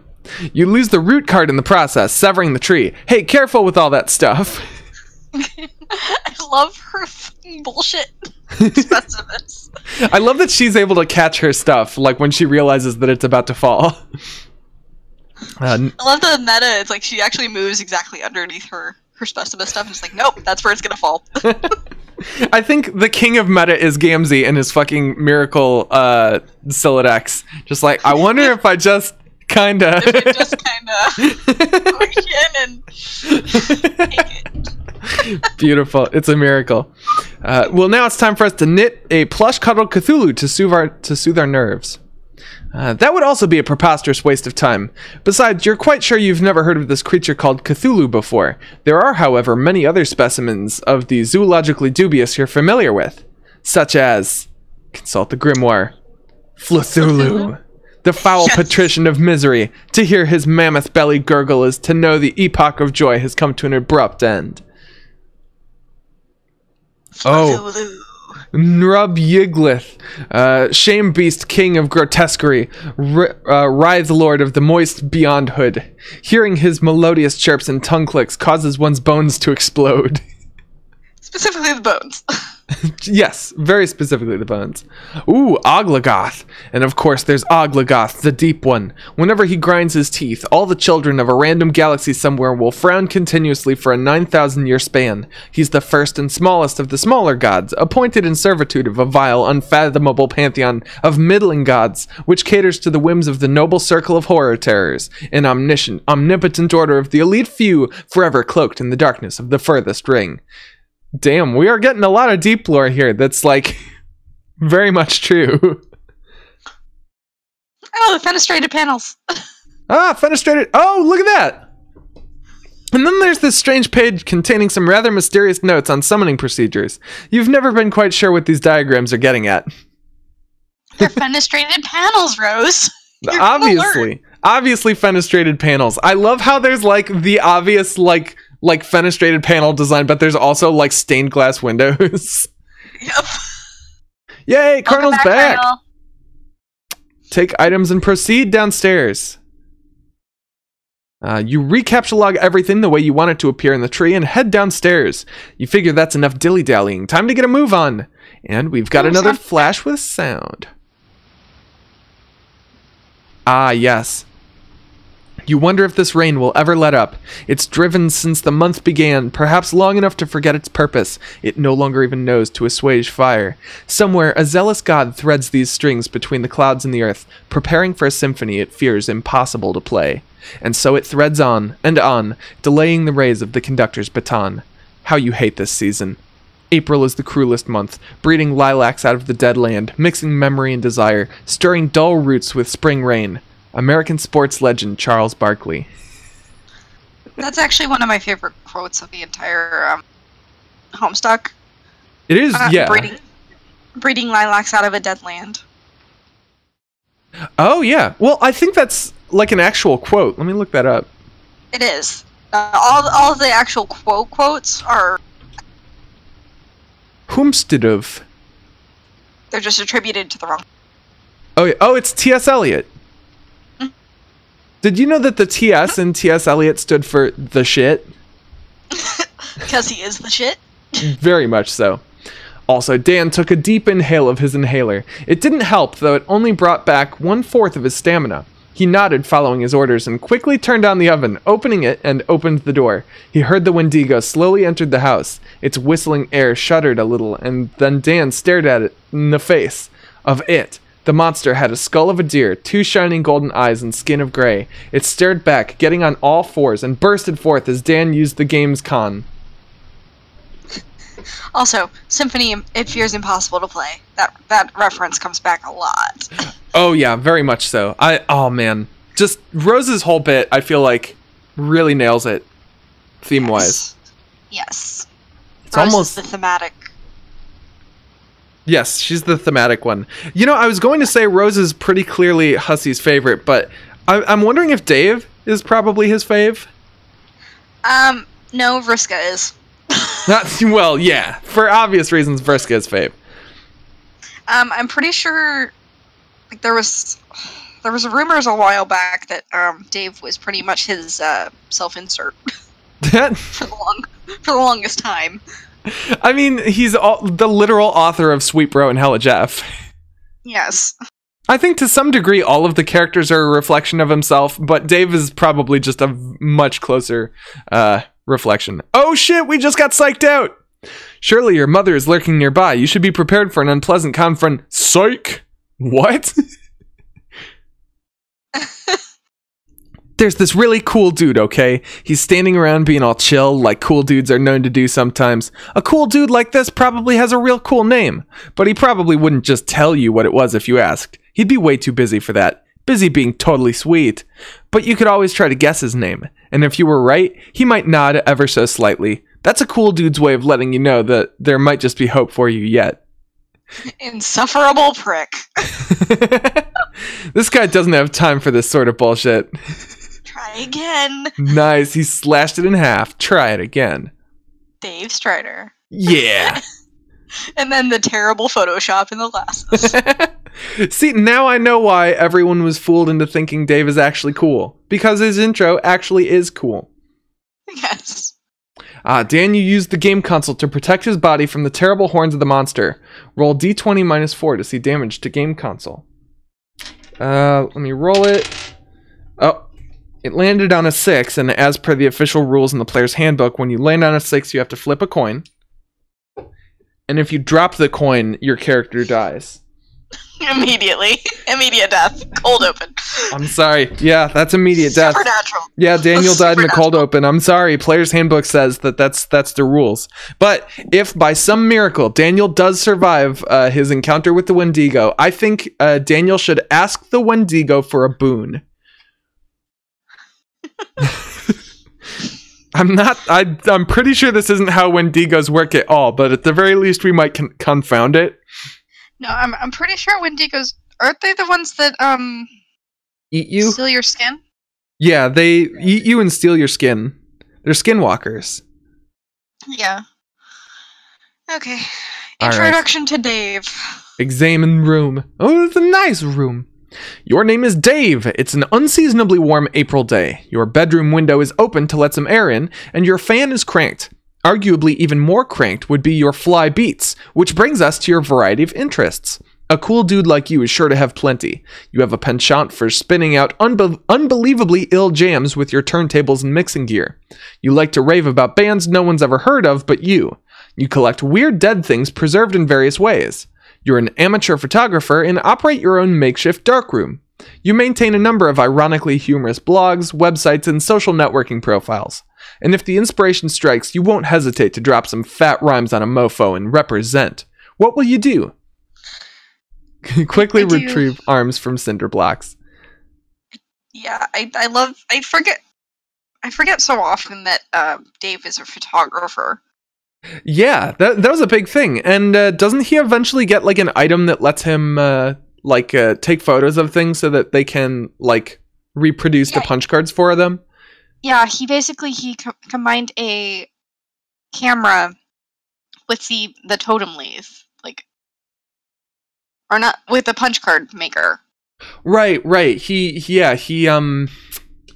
So he could basically take the picture and it would spit out a Solidex card with the punches already in it. I remember that being an absolutely wonderful device that led to some wacky creations. Also, Colonel wanted to confirm, skinwalkers steal skin to shapeshift. Wendigos are people who ate human flesh and were cursed with an unquenchable hunger for more as punishment for their sins. Oh. Okay. Yeah, I knew cannibalism had something to do with it, but I did not remember the specifics. So in this case, I would say definitely try to reason with the Wendigo. I think we can get to the heart of the issue through calm discussion. We're just trying to kill this kid in the cold open at this point. We can reach a mutually beneficial conclusion if we are just open with each other, you know? Like, Wendigo, what do you want? And Wendigo's like, I don't know, man. I kind of want to kill you and eat your flesh. And we're like, can we maybe not do that? And then Wendigo's like, no. I'm going to do that. Oh, I'm 100% going to do that. And then, so what we should do is shove the Wendigo into the open oven and see if we can use our game console to smack it over the head until it, fits. close it in the oven.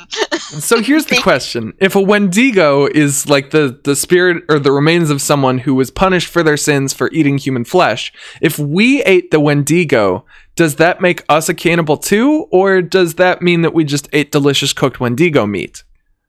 I think we're a cannibal once removed. Or do we have to go specifically to a restaurant that serves Wendigo meat? Possibly in a burger with a square-shaped patty? Wendigos? Wendigos. Wendigos, 100%, always fresh, never frozen human flesh. But I'm hiring.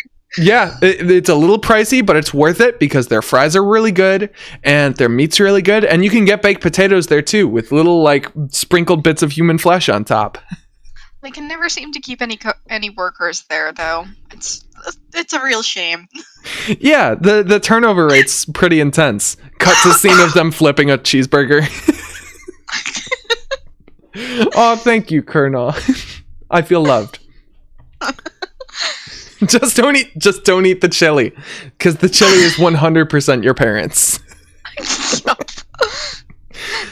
Anyway, it's time to get the damn beta and save your friend's life. This notion strikes you as nonsensical. You can't imagine how a video game could save someone's life, and in any case, you're quite sure no one you know is in any danger. Anyway, these are your copies of the beta you received in the mail recently. You've labeled them with your name in bold red print to distinguish them from your bro's copies, who labeled his in kind. Neither of you really gives a shit about this game or has any intention of playing it, but you'll be damned if you'll let that get in the way of your campaign of one-upsmanship. Bleat like a goat and piss on your turntable. Yeah. You would never consider allowing any fluid even remotely resembling urine to touch your beloved turntables. That would risk breaking them, and a world without the gift of your godly science just doesn't sound like a place you want any part of. While you're at it, you might as well wipe out human civilization with a meteor or something ridiculous like that, which will probably never happen. That sort of thing only happens in stupid idiot movies for stupid idiots. And yet... And yet, you will, however, contemplate bleeding like a goat for ironically humorous purposes at a later date. And yet... Oh, here we go. The PlayStation Shield was destroyed, but as a final strike at the Wendigo, but then Dan speaks, "Who are you? Why are you in need of my flesh?" And the Wendigo spoke, "I need it. I'm sorry, my child. I need it." The Wendigo tried striking at him, so he runs at the torso of the Wendigo, forcing the Wendigo down the basement stairs, breaking the Wendigo's neck. Quickly! But we didn't roll initiative! Quickly, while it's fresh, we need to harvest the Wendigo meat. Well, I mean, this was a pretty quick scene. I think this was more of a skill check, so I don't think initiative was required to be rolled here. We preserved the pace of gameplay, so I think it was an intense scene. Yeah, I've been watching too many how to be an okay DM YouTube videos. Because it turns out, haha, just listening to the Adventure Zone isn't quite good enough. Are you kidding? Adventure Zone is really, really good, though. Adventure Zone is really, really good, and Griffin is a wonderful DM. Specifically... For his brothers. Yes, for his brothers. Brothers and his dad. Yes, I've been listening to two people named Matt, Mercer and Colville on YouTube, and their videos have been like absolutely quintessential. Like I've gotten so much good advice, and the last session I DM'd actually went like really, really well. Like we were all like, damn, that was awesome afterwards. So I feel like I'm finally getting the hang of it. Who knows? Let's continue. Yes, examine closet. This is your closet. This is where you keep a lot of your crap, like that box. And that bottle of... What is that? Is that... Check the blue box. Don't look at it. This is the package that your friend John Egbert sent you for your 13th birthday, a little while ago. It now contains nothing except a note and a certificate of authenticity vouching for the genuine Hollywood memorabilia which the box originally contained, in which you're now wearing to be ironic, but also to be incredibly cool in a way somehow intangibly related to the ironic nature of the accessory. You find it sort of exasperating to explain these subtleties to people. The box also included a signed photo of Ben Stiller, which now proudly hangs above your closet, proudly and ironically. Dave, just admit that you're a nerd and go on with your life. Dave, please please, this whole charade is exhausting. Oh my god, no, his Sylladex is awful. Yup. Hash map. Oh yes, Colonel, I do watch Running the Game. I actually just started a few days ago, and I'm a big fan. The Wendigo's head was destroyed, so Dan walked down and, well, he felt hungry. So hungry. He stared at his mother's military K-bar knife and cuts the flesh off the monster. He ate the flesh. He then felt strange. So strange. Yep, this is a cold open. We've become the Wendigo. We've become the Wendigo. He pulled up to the Wendigo's window, and they were like, "Welcome to Wendigo's. How may I help you?" And he was like, "Yeah, can I have a number 8 with does that come with pickles on it?" And they're like, no, it doesn't." He's like, yeah, can I just get the number 8 with a medium fry and a large Diet Dr. Pepper? And they're like, "We don't have Diet Dr. Pepper, just regular Dr. Pepper." And then he was like, Anyway, you capture log the box through your hash map fetch modus. Long story short, now you're a Wendigo. Your modus's current hash function resolves the index by valuing each consonant at 2 and each vowel at 1. The total is divided by your number of cards, and the remainder is the index. Box equals 2 plus 1 plus 2 equals 5. 5 divided by 10 equals, 5% 10 equals 5. The box is capture logged in card 5. 5 hashed through 10. Cards. Oh, I see. That's how that actually works. 5 hashed through 10. Because he's got 10 available cards. I see what that means. Yeah. Examine jar of unknown yellow substance in the closet. Oh, hell yes! It's an unopened container of apple juice. You thought you were all out. It's like fucking Christmas up in here. This is so great. You've got to tell John about this immediately. He'll be so excited. Take juice. You capture log the juice into card 7. 2 plus 1 plus 1 plus 2 plus 1, hash 10 equals 7. Dave, access Pester Chum and Pester John. He felt his flesh turn pale as he screamed, holding his head as small horns spurted out. He had gained a power, Wendigo's Blight. This ability makes him immune to the cold, so when he goes outside, he's unable to gain frostbite. Excellent. Remove all clothing. Go streaking in the snow. Yes, yes. Let our wigglers jiggle in the cold moonlight. Except I think it's daytime. In the cold daylight. In the cold daylight, my wigglers jiggle in the snow. In addition to letting your buddy know about this outstanding juice windfall, you figure you'll wish him a happy birthday while you're at it. In your own cool, sort of roundabout way, of course. Good thing you looked at that box he sent you, or you might have forgotten. You also might as well ask him about that beta. The kid's been harping about it for weeks. It'd be cool if it came on his birthday. He'd be one happy camper. It'd be cool if I came on my birthday. Oh, I like the complete bullshit file. And ill beats. Hephaestus, dope rhymes so dope. Yeah, I love the fact that all of their browsers are different, but they're actually based on their denizens. Yeah, it took me a while to figure that out too. It wasn't until someone posted about it in the forums back when those were a thing. Yeah, Hephaestus is Dave's denizen. John has Typheus, and then Rose has Echidna, I believe. Yep, Echidna, because she's got her sweet ass quills. And Also, I can't remember what Jade's was. Oh no, Daniel removed all of his clothing as he saw his pecker fell off. He screamed as he fainted. Well, guess we're not gonna run around with our bits out. We could still have jigglers. There's a very real possibility that maybe he's got some tummy rolls, which could be a result of pizza. Could be a result of muffins. Or potato salad. That's true. Or a result of being force-fed potato salad until he was 26 and a half years old. Because it's good for you! At least it's not sauerkraut. Until he successfully guessed the number of molecules on Leonard Nimoy's butt, he was off by 3. But he still won the grand prize. I can't do this. I can't continue. I could sing all 12 minutes, but I just can't. So, it looks like I'm going to be talking to myself. Hey, so what sort of insane loot did you rake in today? I got a Little Monsters poster. It's so awesome. I'm gonna watch it again today. The apple juice scene was so funny. Oh hell, that's such a coincidence. I just found an unopened container of apple juice in my closet. It's like fucking Christmas up in here. Okay, that's fine, but I just have one question and then a word of caution. Have you ever seen a movie called Little Monsters starring Howie Mandel and Fred Savage? But the seal on the bottle is unbroken. Are you suggesting someone put piss in my apple juice at the factory? All I'm saying is, don't you think Monster Howie Mandel has the power to do something as simple as reseal a bottle? Try using your brain, numbnuts. Why'd the fat kid or whoever drank it know what piss tasted like? I mean, his reaction was nigh instantaneous. It was the 15th day in a row Howie Mandel peed in his juice. Okay, I can accept that. Monster B-list celebrity douchebags are cunning and persistent pranksters. Also, Fred Savage has a really punchable face. But who cares about this? Let's stop talking about it. Did you get the beta yet? No, did you? Man, I got 2 copies already. But I don't care, I'm not gonna play it or anything. The game sounds boring. Did you see how it got slammed in Game Bro? Game Bro's a joke and we both know it. Yeah. Why don't you go check your mail? Maybe it's there now. Alright.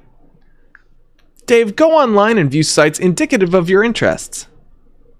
You open the Hephaestus web browser and direct it to your ironically maintained blog where you post monthly satirical reviews of Game Bro magazine. Your latest post is a review of the March issue, which I'm definitely reading. You've been meaning to write a review for the latest issue too, but you've been sort of dogging it. Something about the game they're reviewing just doesn't strike you as ripe for satirical purposes. Alright, so here's... Oh no, this is just the Game Bro logo that it sent me to. Oh shit, and we're about to get to Sweet Bro and Hella Jeff. So let me zoom in and try and read as much of this as possible.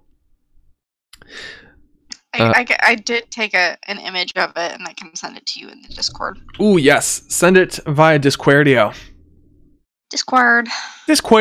Discord, I'm howling at the moon. I'm sending it through DMs to not clutter everything up. Fair enough. He then woke up a little and saw that his pecker was back again, and a scar on his wrist. When he touched it, his body became pale and had horns again. Seemingly, he now has the ability to change between his powers, but his skin seemed permanently pale, and his eyes had gained a strange silver tinge. His eye... Actually, click the link. It should actually stabilize. Ah, okay. Also, for Daniel's quest, I'm thinking Arby's? No, I'm not thinking Arby's. I'm thinking Wendigos. I'm thinking Wendigos. Okay, so he has re-achieved penis. So that's good, I guess. Oh, right, his eyes turned gray. So what he needs is some shades or something. We need to go find some, like, cool-looking sunglasses, or barring that, see if they've got ski goggles. Because if he lives in an area where they receive perennial snow, they might have ski goggles. Who knows? This is a pretty dope D&D campaign so far. Kester, you should definitely continue this in our Discord that we have. Where we don't have a channel for anything like this, but we can make one. An RP channel, maybe? Maybe. Also, the GIF doesn't seem to be stopping for me. Damn. Let me see if I can type it up real quick, so it'll be easy. Sure. In the meantime, I will move on with Hamsteak. Moving on to the next frame. In a new tab, you open another one of your sites, a webcomic ironically maintained through a satirical cipher vaguely familiar to that of your blog. It's called Sweet Bro and Hella Jeff. Ladies and gentlemen, we made it. Page 326, first mention of Sweet Bro and Hella Jeff. You have legions of devoted fans, most of whom are totally convinced of your creative persona's sincerity, which is just how you like it. And now... we go to the first page of Sweet Bro and Hella Jeff. I can't wait to be a useless piece of shit all day and play all these games. Fuck, I'm falling down all these stairs. I warned you about stairs, bro. I told you, dog. It keeps happening. I told you, man. I told you about stairs. fucking outrageous. Really, this should just be a reread of Sweet Bro and Hella Jeff. That would be a lot shorter, if I recall correctly. Yeah, there's only 46 pages.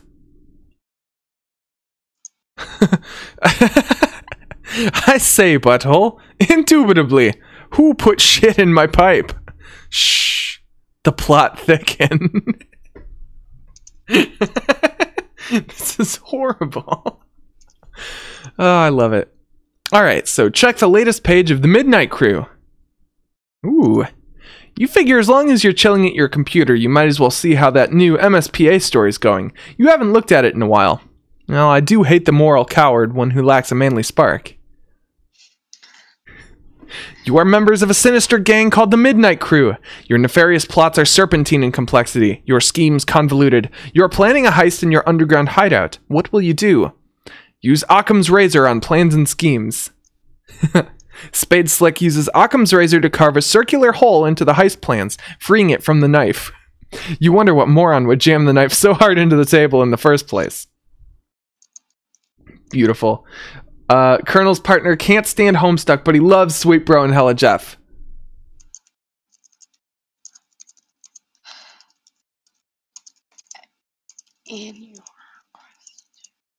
Let's see. Spade Slick. Climb ladder and exit hideout. Implement nefarious plots. You push against the manhole cover, but it seems some unbelievable jackass has parked your getaway van on top of it. A familiar feeling stirs. That feeling is overwhelming, soul-blackening rage. It's the sort of rage that'll make a man feel totally justified in sporting an unnecessarily elaborate assortment of fancy blades. Dave, skip ahead 100 pages or so. You don't remember where you last left off, so you jump way ahead. You always forget to save your place in the story. It looks like tempers have become short in this pressure cooker already. You speculate that the tipping point may have been an ill-advised motion for a game of 52 pickup.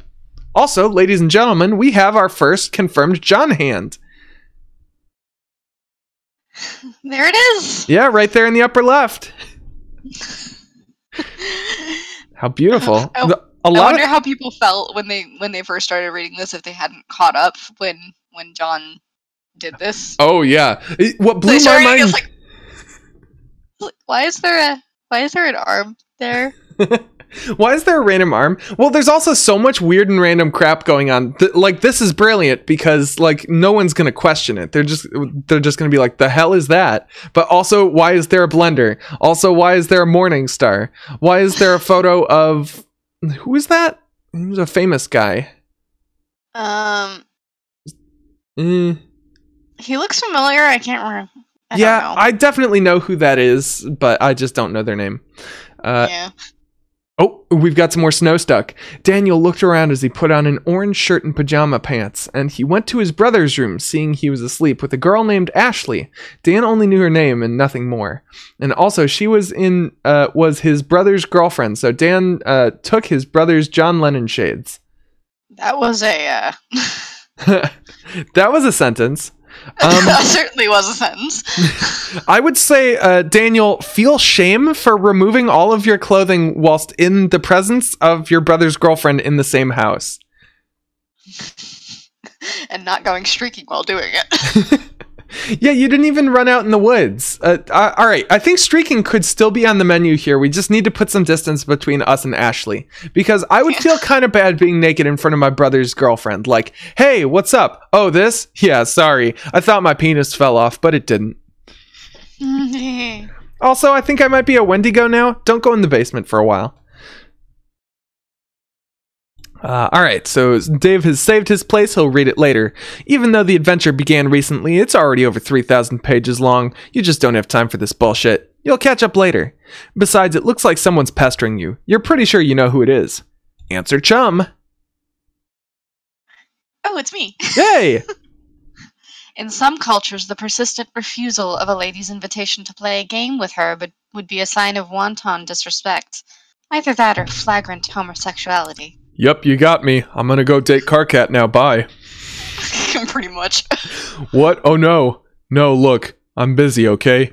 I've got a lot of shit on my plate. I'm sort of a big deal, okay? I know. Sometimes I wonder how you are ever allowed to pay for meals in restaurants. It must be hard to keep a low profile when you're always overhearing odd voices whisper, "It's that guy who has a blog." Seriously, dudes be worshipping me left and right. I can't hardly walk down the street without stepping over torsos of the prostrate. Navigating the urban landscape, I'm sure, is difficult enough without an obstacle course of deferential flesh and skyward asses. Perhaps adapting the art of parkour to your unique environment would help? Yeah, I mean, damn. Like there's this scruffy little shit at my feet, an orphan or something, I don't know. Face flush on the pavement. I'm like, dude, you listening for a stampede of buffalo or something? He braves a look at me, then gives my shoe a little kiss, and scurries the fuck off. Heavy as the crown. Yeah, not kicking Oliver Twist in the fucking face every day is my gift to the world, I guess. Breathtaking magnanimity. Among other things, I just give and fucking give. Indeed, nary a jewel tumbles from your wish box of daily exploits, for which I imagine does not sparkle. Oh, for fuck's sake, you're just lobbying me for me to play that dumb game. Baseless accusation. Look, I'm telling you, Egbert is all about that game. He'll play it with you and probably be tickled, gosh darned about it. I know this very well. I cannot hasten his mail's delivery, however. Yeah, I'll hassle him some more about it. And look, how about this? If you ever find yourself in the position where your life depends on me playing that piece of shit game, then I'll play. Will that make you happy? More than you know. It perfectly mollifies my grief over the demise of chivalry. John, what are you doing? Stop doing nothing! Meanwhile, in the present, in a place where the present may be a concept of dubious merit, John is spacing out, but a vague and forceful thought jolts him to attention. Or maybe it's that bumping sound coming from the other side of the door. What's that? Wendigo! A thick, unpleasant fluid pools from beneath the door. It's human feces. Quick, consume it. Troubling. Investigate this. John, don't eat the poo-poo. There's a trail of this fluid in the hall leading to your room. Play some hauntingly sick beats. You've had enough of the computer for a while. You feel like you've been messing around on it all week. It's time to get your jam on. You pull up to your trusty Akai MPC 1000 sampler and prepare to get sick nasty. Aw, shit. That is a very expensive soundboard, by the way.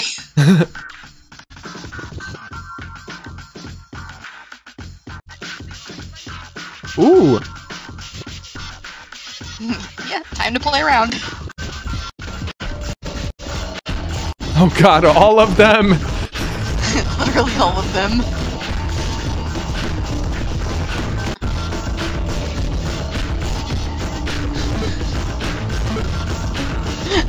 Wait, do these things do anything? I can't find any other buttons that do stuff. Oh, here we go.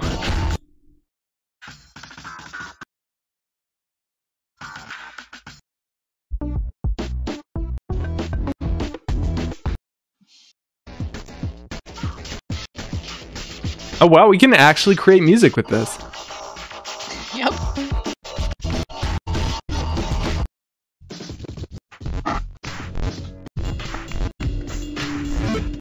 Well, now I'm just messing around. Store patterns and F1, F2, F3 buttons. Oh, right knob is master volume. And the left knob is the volume for the current sample. Wow. Oh my gosh. Andrew Hussey, why would you make something like this for me to play with? Because he knew you would play with it. It's beautiful. I love it. Oh, Dan sighed, rubbing his eyes. He felt so idiotic. Why would he do this in the same house as Ashley? He felt as if he violated her in some way. Ooh, gross. Roll D10 for charisma decrease. I'm going to roll a D20 for that. That is a permanent 20 decrease. Unfortunately, that means your character has died because your charisma has dropped to -2.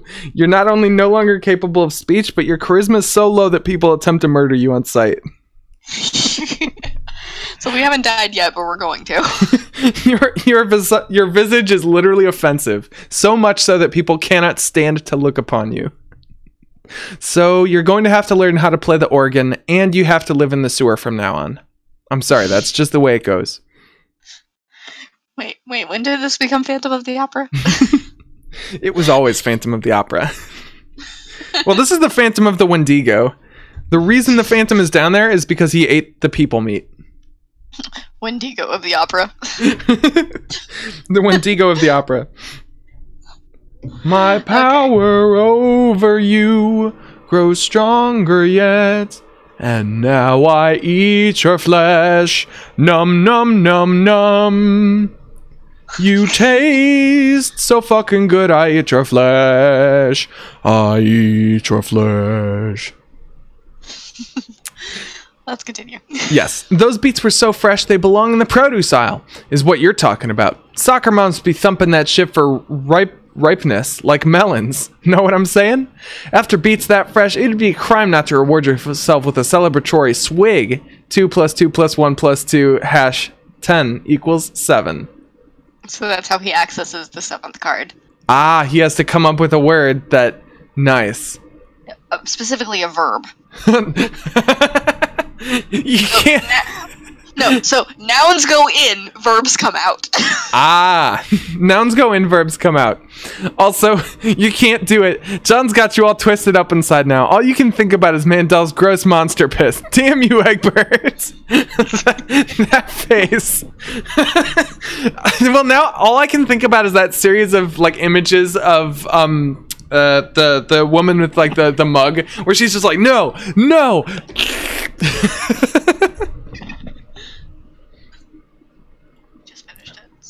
There's, I think, the one. Oh my gosh, Hydrate Bot came at the best possible time. Hydrate, drink the juice. Hydrate. Also, I think, did your mic just cut out? No, my dad just came into my room, so I had transitioned the mic off of my ears. Ah, fair enough. To be able to hear him. Dan sighed as he went to the kitchen, grabbing the orange juice, as he saw the orange juice liquid was repelled when he put his hand on the juice.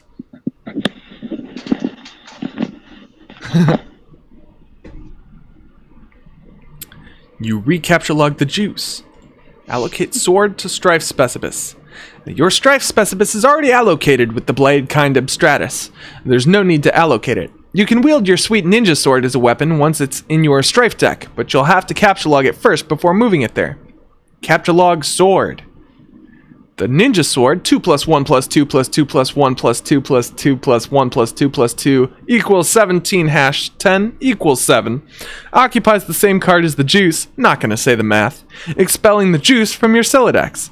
It splashes all over your turntables and your copies of the beta. Arrgh! Bro just got piss all over his turntable. Get a towel or something. You head out to get a towel from the bathroom across the hall. You glance at one of the many radical puppets in your bro's collection and nod in approval. Is there anything not awesome about your bro? No, you think not. Yeah. The abuse is kind of. Your bro is totally awesome. Jesus Christ. The puppets are even creepier the second time around. Yeah, especially when you know about them. Oh yeah. You got it? You enter the bathroom. There's a damp towel on the floor you can probably use for this crisis. You stop to pay a little respect to one of your bro's boys up there. Hey little man, how's it hanging? Capture log damp towel. He forced the liquid down his throat as he felt the liquid, tried to leave his throat, but he forced it into his stomach. I'm sorry, I'm all out of dice. I can't do any more dice rolls. I only get my level +2 per day dice rolls. So if you want to do the math and see how many times I rolled a dice today, coin flipping doesn't count. You will be able to tell my level. It is embarrassingly low. Well, I think we only did, what, 3 or 4 rolls? We did more than 3 or 4. Probably like 5 or 6. Well, it's still really low. That's still incredibly low. It's because I don't go outside. I haven't had many random encounters, so I need to go grind. But at this point, the difficulty curve in my current life game is so high that if I tried to go outside to grind, I would probably be immediately annihilated. Probably. See, this is why I'm trying to level up slowly using the streaming minigame. It's not optimal, but at this point it's the only way I can level up. Pretty much. I do love how Dave supposedly is really, really good at, is really good with Sylladex stuff, and yet his stuff is like he's already yeeted twice. I don't think he's anywhere near as good as we remember him being. He's only grabbed 4 items. He's yeeted twice. Grab a baseball bat and beat the shit out of woodland animals, says Colonel. See, Colonel, I tried, but most woodland areas are too high of a level for me at this point. The only place where I could actually go and do that, is maybe my backyard. But even still, there's a big spider den back there, and I don't want to go too far. And the spawn rate for non-violent animals is too low. True, yeah. All the helpful NPCs in my life game have already died, and the one quest important dude that was supposed to help me get onto the story quest, he died a long time ago. So now I don't know what I'm supposed to be doing. Yeah, no. On my HUD, just the message appears the whole time, like the string of fate has been severed. Please restart your game. And so I've been trying to figure out how to restart, and I don't want to know. Turns out I'm not the Neverine. Nerevar? Nerevarine? Oh, Morrowind joke. Next time. Next time. We'll get him next time. Well, let's search the bathroom for something slightly less damp. Gross. Now, you just decided to bring this towel out into the toilet to make it less damp. It is now just a towel. Which occupies slot 8. Oh, good. You said slot. You said slot 8. I was concerned you said slut 8, and I'm like, are you slut shaming Dave Sylladex? I mean, yes. Absolutely, yes, and it is rightful that you do so. It's a hash map. What are you talking about? Turtle, hello. Oh no, Turtle missed the first act. Soiled it. Soiled it. Act 1 was last week, Turtle. You can still watch the VOD. It's still up. I actually checked on it earlier today. Yeah. All right, Dave is going to go clean up the juice. And he does so. You clean up the juice with the towel and hang the damp beta envelopes on your line to dry off. That's not going to be a problem anyway. Not at all. In the breeze of the fan, the betas jostle near the open window. This arrangement is a little disconcerting. If they fell out, it sure would be a stupid way to lose them. Turn off the fan. That's definitely not going to happen. Of course. The crisis is easily averted. You can't imagine it will ever resurface later in any way, shape, or form. That beta is as good as yours. Forever.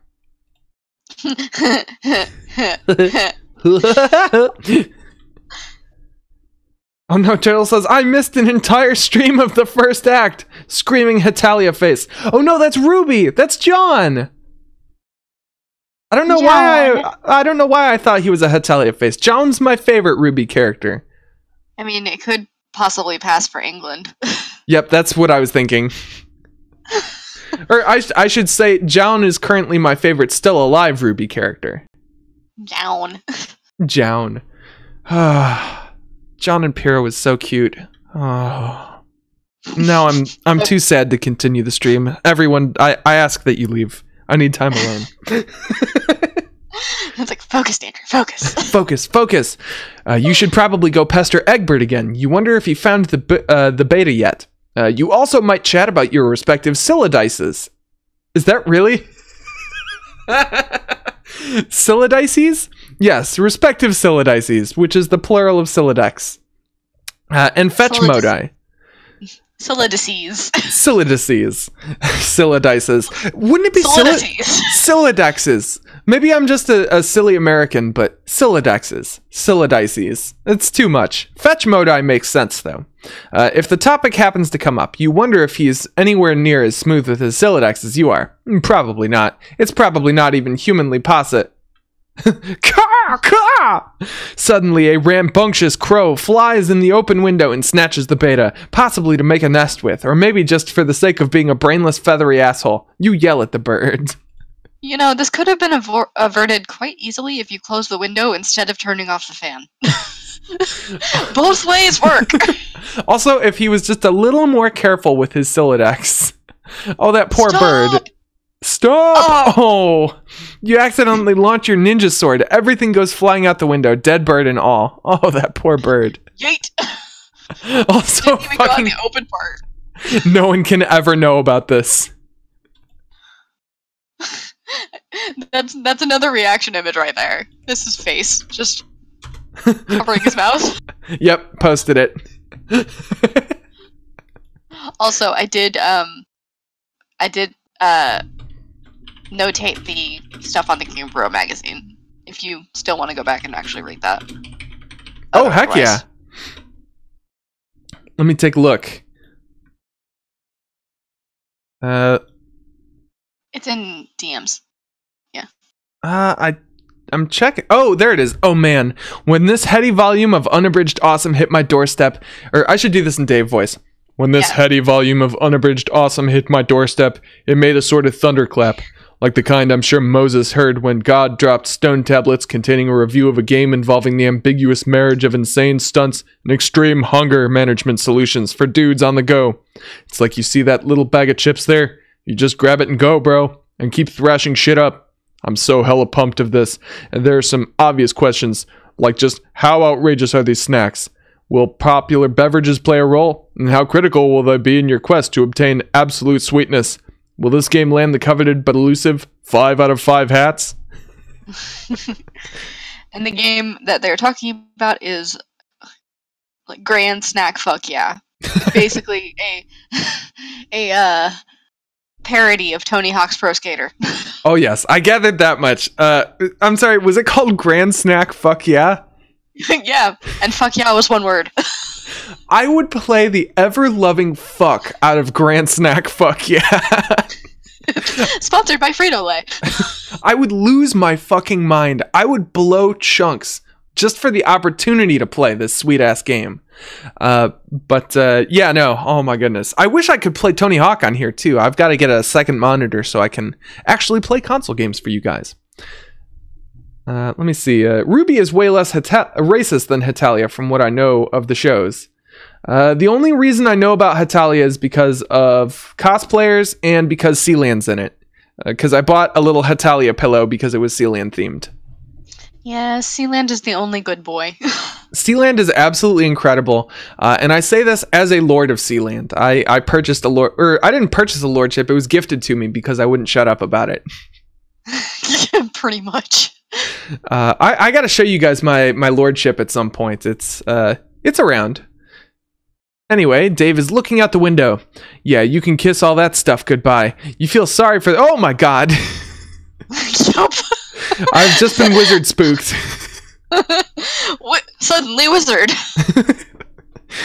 Wizard don't give a fuck. Wizard is gonna show up when he pleases. You feel sorry for the bird, but at least you never planned on ever using that beta, ever. Anyway, now that bit of ugliness is behind you, you guess you can look forward to several more hours of messing around in your room. Whoa, wait, what? Back to Rose. Back to my girl. Nice. Oh, Gaster, we actually have a Dandrew Streams Discord. If you want to join, I'm more than welcome to make like a roleplay corner if you want to continue Snowstuck / Gaster Quest there. Turtle says, Wizard! In fact, I will do that real quick now before I forget. And I have sent in a link to the chat. Yeehaw. Instant invite to General. Oh my gosh, this is so cool. We are doing such a good job of like running a channel. Cooperating. Yeah, cooperation. I think roleplay goes underneath politics, right? Oh, you're already in the Discord? Okay. Well, yeah, I was howling at the moon and sleeping in the middle of a summer afternoon. What a plot twist. Oh, you're Zero! What a twist. Gasp. Like gasp. You prepared to descend the stairs to your living room. You're standing eye to eye with a familiar foe, a 20-foot-tall granite statue of the mighty wizard Zazerpan the Learned. Your mother had him installed through a hole in the roof with a heavy-duty crane. Jesus Christ, Roxy, what are you doing? She's trying to be a good mom. Don't judge her. But I mean, like, she's really, really over the top. She's trying too hard. In her daughter's. Where's all this money coming from? Oh, right. She pretty much owns Spurb, the company. Yeah, pretty much. Like, at least I think that's what's going on. They never really answered, like, all of the questions about the lab here, which is why I'm super excited to get back to this part, because I still have so many lingering questions. Like, she either owns Spurb, Labs, or she, like, works and is a high-ranking worker there. I have a strong suspicion that the Hive Swap games are going to get into this, because I know a bunch of, what's his name? That plucky young youth with the plaid pants. A bunch of his story focused on, like, the weird, like, cult people. Yeah, there's Joey, and then there's, what's his face? Jonas? Joan? Jogarth? One sec. I haven't played Hive Swap in a while. Zombie. Hive Swap. I think it was Joan something. Joey and Joe Regard. Turtle says, I've read Homestuck, but I never really understood most of it. I mean, it's really just a story about 4 kids playing a video game. I wish I didn't know about Hive Swap's Friends Sim, because I don't know if that's actually, canon. I mean, it's all the same devs, right? I imagine it's canon. Speaking of which, I still need to play Friends Sim. I'll do that at some point. Anyway. Yeah. Okay, so it's Joey Claire and Jude Harley. Jude, there it is. Hey, Jude. Don't make it bad. Take a sad game and make a sequel. When is part 2 gonna come out? Please release it soon. I need more to swoon and wet my pants. Well, that's debatable, considering they fired most of the, oh, yeah. most of the development team. Yikes. Big yikes. Man, if it never comes out, I'm gonna be so freaking sad. Yeah. Okay, but yeah. Zazarpan the Learned. Yes. Just look at that mystical gaze, to peer into those aloof, glassing eyes, is to arrest the curiosity of any mortal. To behold the wisdom concealed in the furrows of that venerable face, is to know the ceaseless joys of bewonderment itself. Any man so fortunate as to catch askance his merry twinkle or twitch of whisker shall surely have all his dreams fulfilled. I almost made it. I almost fucking made it. Shall surely be fucked. Will surely be fucked. Prepare to be fucked, mortal. Put your genitals in my mouth. You find this grisly abomination utterly detestable. I am not Zazarpan the Learned. I am Zazarpan the Fucked. Zazarpan the Fucked. And now you are fucked as well. Psychoanalyze mother's love of wizards. There's nothing to psychoanalyze. Your mother clearly has no real affinity for these damnable things. She only collects them to spite you. If anything, she finds them even more repellent than you do. She's just a committed woman. Go downstairs to the kitchen. Back door. Rose. If only she knew that her mom was doing the same thing John's dad was doing, except on a much huger scale. Yeah, if only. She's trying. She's... You've got to admit, I mean, look at that statue. That's just way too much. I mean, she's trying. She's trying so hard. You descend to the living room area of your home's expansive open layout. There's the sound of rushing water beneath the floor. It tends to strike guests as a strange presence in a living space, but it's become hardly audible to you through familiarity. There's the front door, but hopefully there's no need to make that long trek around the house in the rain. You might as well see if you can slip through the kitchen and out the back unnoticed. View Mother's solid copper vacuum statue. Okay, but it's bronze, not copper. But it wasn't always. A while ago, you gave this as an ironic gift to your mom for Mother's Day. You even customized it with a drink holder to support one of her ubiquitous alcoholic beverages. She liked the gift so much, she had it bronzed and put on this pedestal. She even left it plugged in so it can still be turned on now and then, but never to do any cleaning. It never leaves this display. Sometimes at night when you're in your room, you can hear it wailing from downstairs. She must know you can hear it. She's completely deranged. No, she just loves you. She loved your gifts. I love that, like, Roxy does not know how to show, like, affection for, like, a daughter, so she thinks that these, like, grandiose acts are working. Listen, Roxy doesn't know how to human half the time. I mean, fair enough. Oh my gosh. Even pre-scratch, like, she has this personality like she got raised by the pawn people. True. Although I will say this, I love the like relationship between Roxy and Calliope. I am a little disappointed that John and Roxy wasn't endgame, because I was shipping it hard by the end. Yeah, they had a really good dynamic with each other. I would have been happy with more else. And I like that they like ended up being like the friend leaders of both of their groups. Like, essentially, like, Roxy was the one who got shit done in her group. If it wasn't for her, they would have been, like, effed. Yeah, everyone, fuck, I can't even words anymore. Everyone attributes the Alpha Kids actually surviving to Dirk, but 90% of that was Roxy getting them off their asses. So true. Well, I mean, well, Dirk just had a sense of style and good timing. Yeah, exactly. Early on, Dirk was like dramatically like the best, but I feel like everyone started falling apart and losing their shit, and it eventually became like very clear that Roxy's powers were like so super necessary. Yeah. Oh man. I'm excited to read about 1,000 more pages, or 8,000 more pages. So let's grab the Eldritch Princess. It's too big to captchalogue. Not that you would want to move it anyway. The pretty princess doll has been sitting there for months, ever since your mother got this abomination for your birthday as a totally passive-aggressive gesture. You decided to make it much less abominable by knitting Her Majesty a new head and new arms. Now it brings a mischievous smile to your face whenever you walk by. Your mother hasn't removed the doll yet, and probably never will. She would never be the one to blink first. Acquire umbrella for protection from elements. Oh yeah, I forgot how this Sylladex works. You're going to have a hell of a time accessing that card when you need it. You guess you'll just cross that bridge later.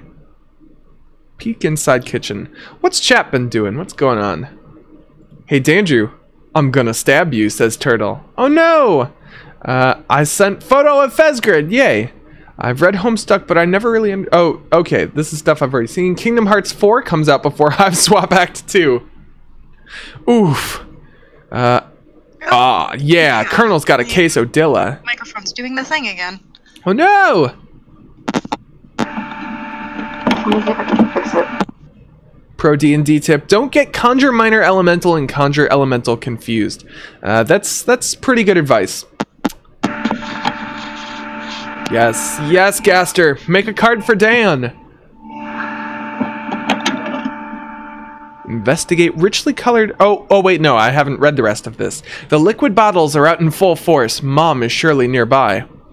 Investigate richly colored object in middle of screen. That would be your refrigerator, whose surfaces have customarily served as the battlefield for a chilly siege of passive-aggressive one-upsmanship. This was a drawing you did of your cat Jaspers when you were younger, along with a poem about him. Your mother bought this ostentatious $15,000 frame for it and had it welded to the door. I really want to know what that poem says. I don't know if it actually tells us. I don't think those are actual words. I'm looking at it and they don't look like English. Woo, liquid bottles! Hydrate? Hydrate? Is that you? Using the colorful magnet letters, you recently left a succinct message, which may or may not have been directed toward anyone in particular, but you couldn't find the letter W, so you just stuck two V's together. Shrew. Shrew. Your mother then purchased a fresh pack of W's and left them there for your convenience. I mean, she's trying. This one was actually passive-aggressive. Appreciative of the thoughtful gesture, you left her a sincere thank you note, which you had legally notarized and then marked with a drop of blood. But part of it was touching the floor, so your mother was kind enough to lift the lower portion of the document with a velvet pillow.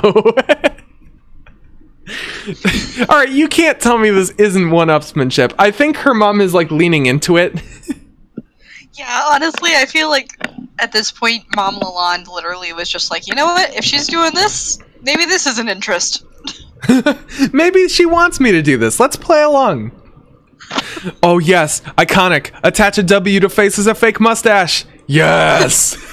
There's another reaction image. This is incredibly Siri, and you're not sure how it fits into your campaign against your mother or getting your computer back online to escape your doom, but it's hard to resist getting a little silly sometimes, especially when you're absolutely positive no one's watching.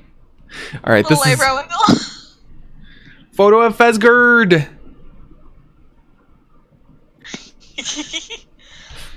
Captcha log W. Oh hey, it worked. But that unsightly void in the W pack won't do, nor will the gash in the plastic. You deposit 12 cents in its place, which is your approximation of the letter's worth, or value. You also make a vow to return later and neatly sew the plastic shut. Think of ways to one-up Mother. You now wonder how to address the pillow situation. It seems the woman has you at a clear disadvantage. Perhaps slipping a fresh doily under the pillow will do the trick, or maybe spilling a bit of Worcestershire sauce on it, and then leaving it dry cleaned and returned along with a laboriously ingratiating apology note. No, there's no time for anything like that. Or maybe, just thinking out loud here, you could use the entire pack of W's as M's? Oh yes, that would burn. But you've already done something with that W pack, and there's no need to go back and gild that lily. This is delicate business, and that pillow is screaming for rebuttal. Ooh, the second mention of lilies. Captcha log, velvet pillow. Let's see, you decide to take the velvet pillow and lovingly embroider a poem in praise of motherhood on it. Hopefully you can pull this off before she notices it's gone. But it causes your tree to be pretty badly unbalanced. It surely will auto-balance itself in a moment. Either that or just, yep. Yep. And just like that, the umbrella becomes accessible in the root card. That's one of the things you love about the tree modus. The happy surprises. Head out the back door. Okay, enough's enough. Time to get cool. Ah! Hi, Mom! She's got a Swiffer! You don't know how she does that. You're never safe in this house. And of all things to be doing during a power outage, she's up to her ironic housewife routine again. That mop bucket doesn't even have any water in it. What an absolute madwoman. Kernel science. Bucket. Lewd. How very lewd. Hop over counter, landing in a roll. This bird's gotta fly. Youth roll! Youth roll! Okay, alright. I'm posting youth roll. I'm spamming my own Discord. Save it as a GIF. Oh no! I've already fucked up. Hold on. I can delete my own post. I have this power. Save as GIF. Save as GIF. Youth roll. Spelled youth wrong. Perfect. Youth roll. I think I spelled it as like yout roll. Youth roll. Yep, I spelled it yout roll. Youth roll. Youth roll. Youth roll. No, youth roll. What is the thrall? Youth roll.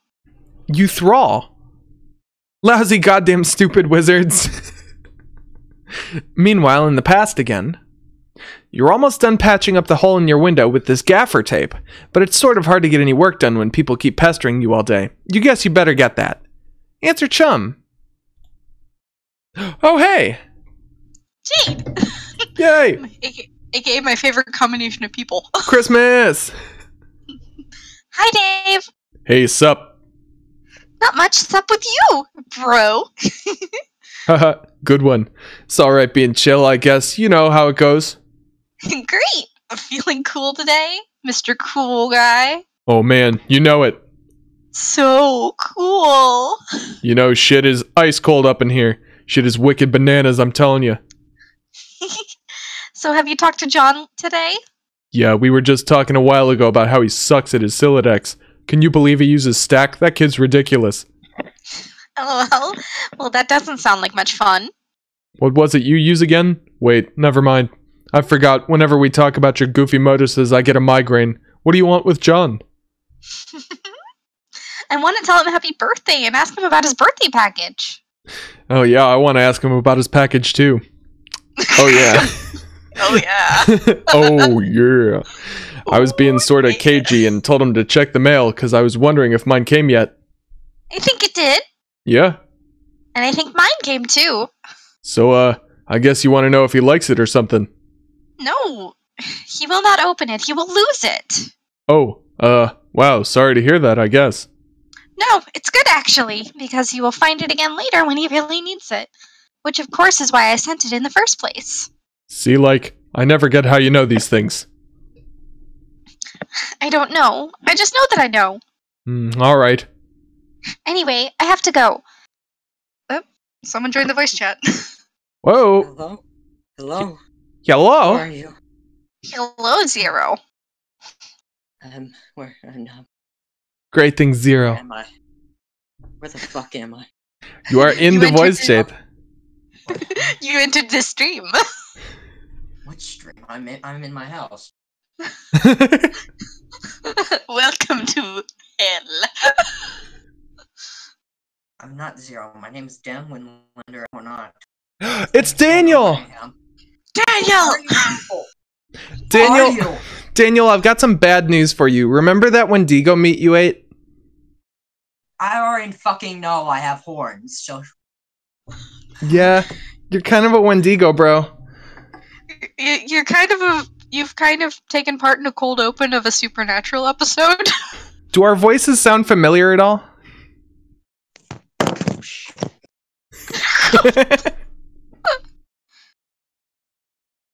hungry.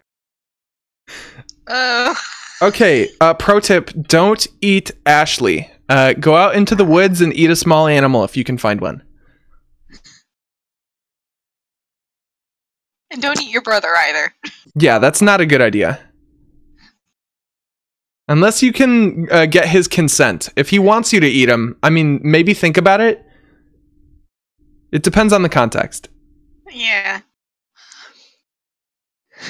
But we are kind of in the middle of something right here. That's true. So, And I think Dandrew said that he had to go to bed pretty Hungry. soon. oh yeah. Why So am I hungry? Why am I hungry? Am I so hungry? Buddy, just go out into the woods and find an animal and just massacre it. oh, Oh, there he goes. well, it was good to hear from Daniel for a little bit. So we got a check-in with Snowstuck there with GastroQuest. So where were we? I I think we were. just know that I know. Or anyway, I have to go. Yeah. Oh yeah. Anyway, I have to go. Anyway, I have to go. I have to feed Beck, which is always a bit of an undertaking. Man, if I were you, I would just take that fucking devil beast out behind the woodshed and blow its head off. I don't think I could if I tried. Jesus Christ, Dave. Yeah, say hi to your granddad for me too, okay? Yes, I guess an encounter with him is almost certain. It is usually intense. Well, yeah, isn't it always with family? But he sounds like a total badass. Yeah, he totally is. Anyway, I gotta go. See ya. Heart. Heart, or it could be a butt. We don't know. Less than 3. Yes. Dave, get phone. It'll be handy to have your phone, Math, on standby so you won't always have to go back to your computer whenever someone pesters you. This way you can text message, Math, people no matter where you are or what outrageously cool thing you're up to. Yes, Gaster, you did a good acting. Good job. The towel. So cool. You can just hear the frustration in his narration. Because didn't the same thing happen to John too when he like busted the the towel out of his Silodex? They're both literally awful at this. I love them. Love them both. Oh, wonderful. John, And even meanwhile. pursue adversary into that room. And even meaner while in the present, sort of. Once again, the slippery antagonist eludes you. You only find more of these unpleasant, oily smears. Someone's pestering you. Both your PDA and computer register the message. Oh, we are quickly approaching having 6 phones on you at once. Like a good, reasonable person. Yeah, as your granddad always told you, never leave the house with less than 6 computers. This chum will know what to do. Oh, and we've got Dave and John. As you pointed out, though, it is getting kind of late. I don't know how much more Act 2 we have left. Hang on, let me open the map and see what I can figure out real quick. Because I can just check the when the Act 3 page starts and compare it to where we are right now. Oh, this is frightening. Can y'all see this on stream? Oh, this is scary.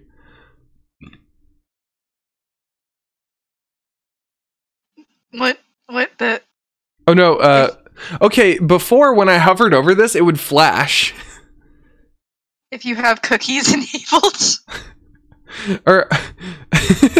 No, not that. It was like the autosave thing. I would hover over it and that window would like... I don't know. Oh, it would flash with the yeah, like English eyeball things. Well, no, like it would flash with like the dialogue box. Yes, like this. Can you see this? Yeah. It's horrible. Okay. Yeah, we're still a significant way away from the end of Act 2. Okay, in that case, since it sounds like we are not going to be getting to a nice bookend tonight, I'll probably leave it here for the time being. So I'll go ahead and save my game. And I think... The start of Act 3 is page 759. Oh, goodness. And we're on 386. We got a little distracted today between Snowstuck and between us going off on bizarre tangents. We got very little progress done, but this was a lot of fun and I had a blast. So I'm glad with the pace we're setting. Yep. Let's just continue as we go. That sounds like a good idea. So I'm going to call it here for tonight as it is getting awful close to my bedtime. Thank you all so much for joining. Gaster, thanks so much for joining as well. I'm not sure, did you... Good, yes, you gave me a follow. Thank you for that, because I'm marching towards 50 followers. Once I hit 50, I'll be able to... What is it, become partner? Not partner, affiliate? Yeah. Yeah. Affiliate, and then I can officially sell out. But yeah, oh, sorry. I think that's a good place to call the stream then. Yeah, it's a good place to call the stream, I think. So Wednesday, I'm going to be streaming Sims 4 Strangerville, the new game pack that's coming out. So get hyped for that. That's going to be a lot of fun. And then I don't know what I'm going to be streaming on Saturday. I could do more Sims. I could go back and do more RimWorld. Whatever people want to see, really. I personally would like to see you return to RimWorld and see the game destroy you. Yes. This game can't break me. This is the exact type of game I love playing. I'm just terribly bad at them. So I would love to go back and do more RimWorld. We'll see what we end up doing, though. But with that, thank you all once again for joining, and I will see you in the next video. Bye. Bye.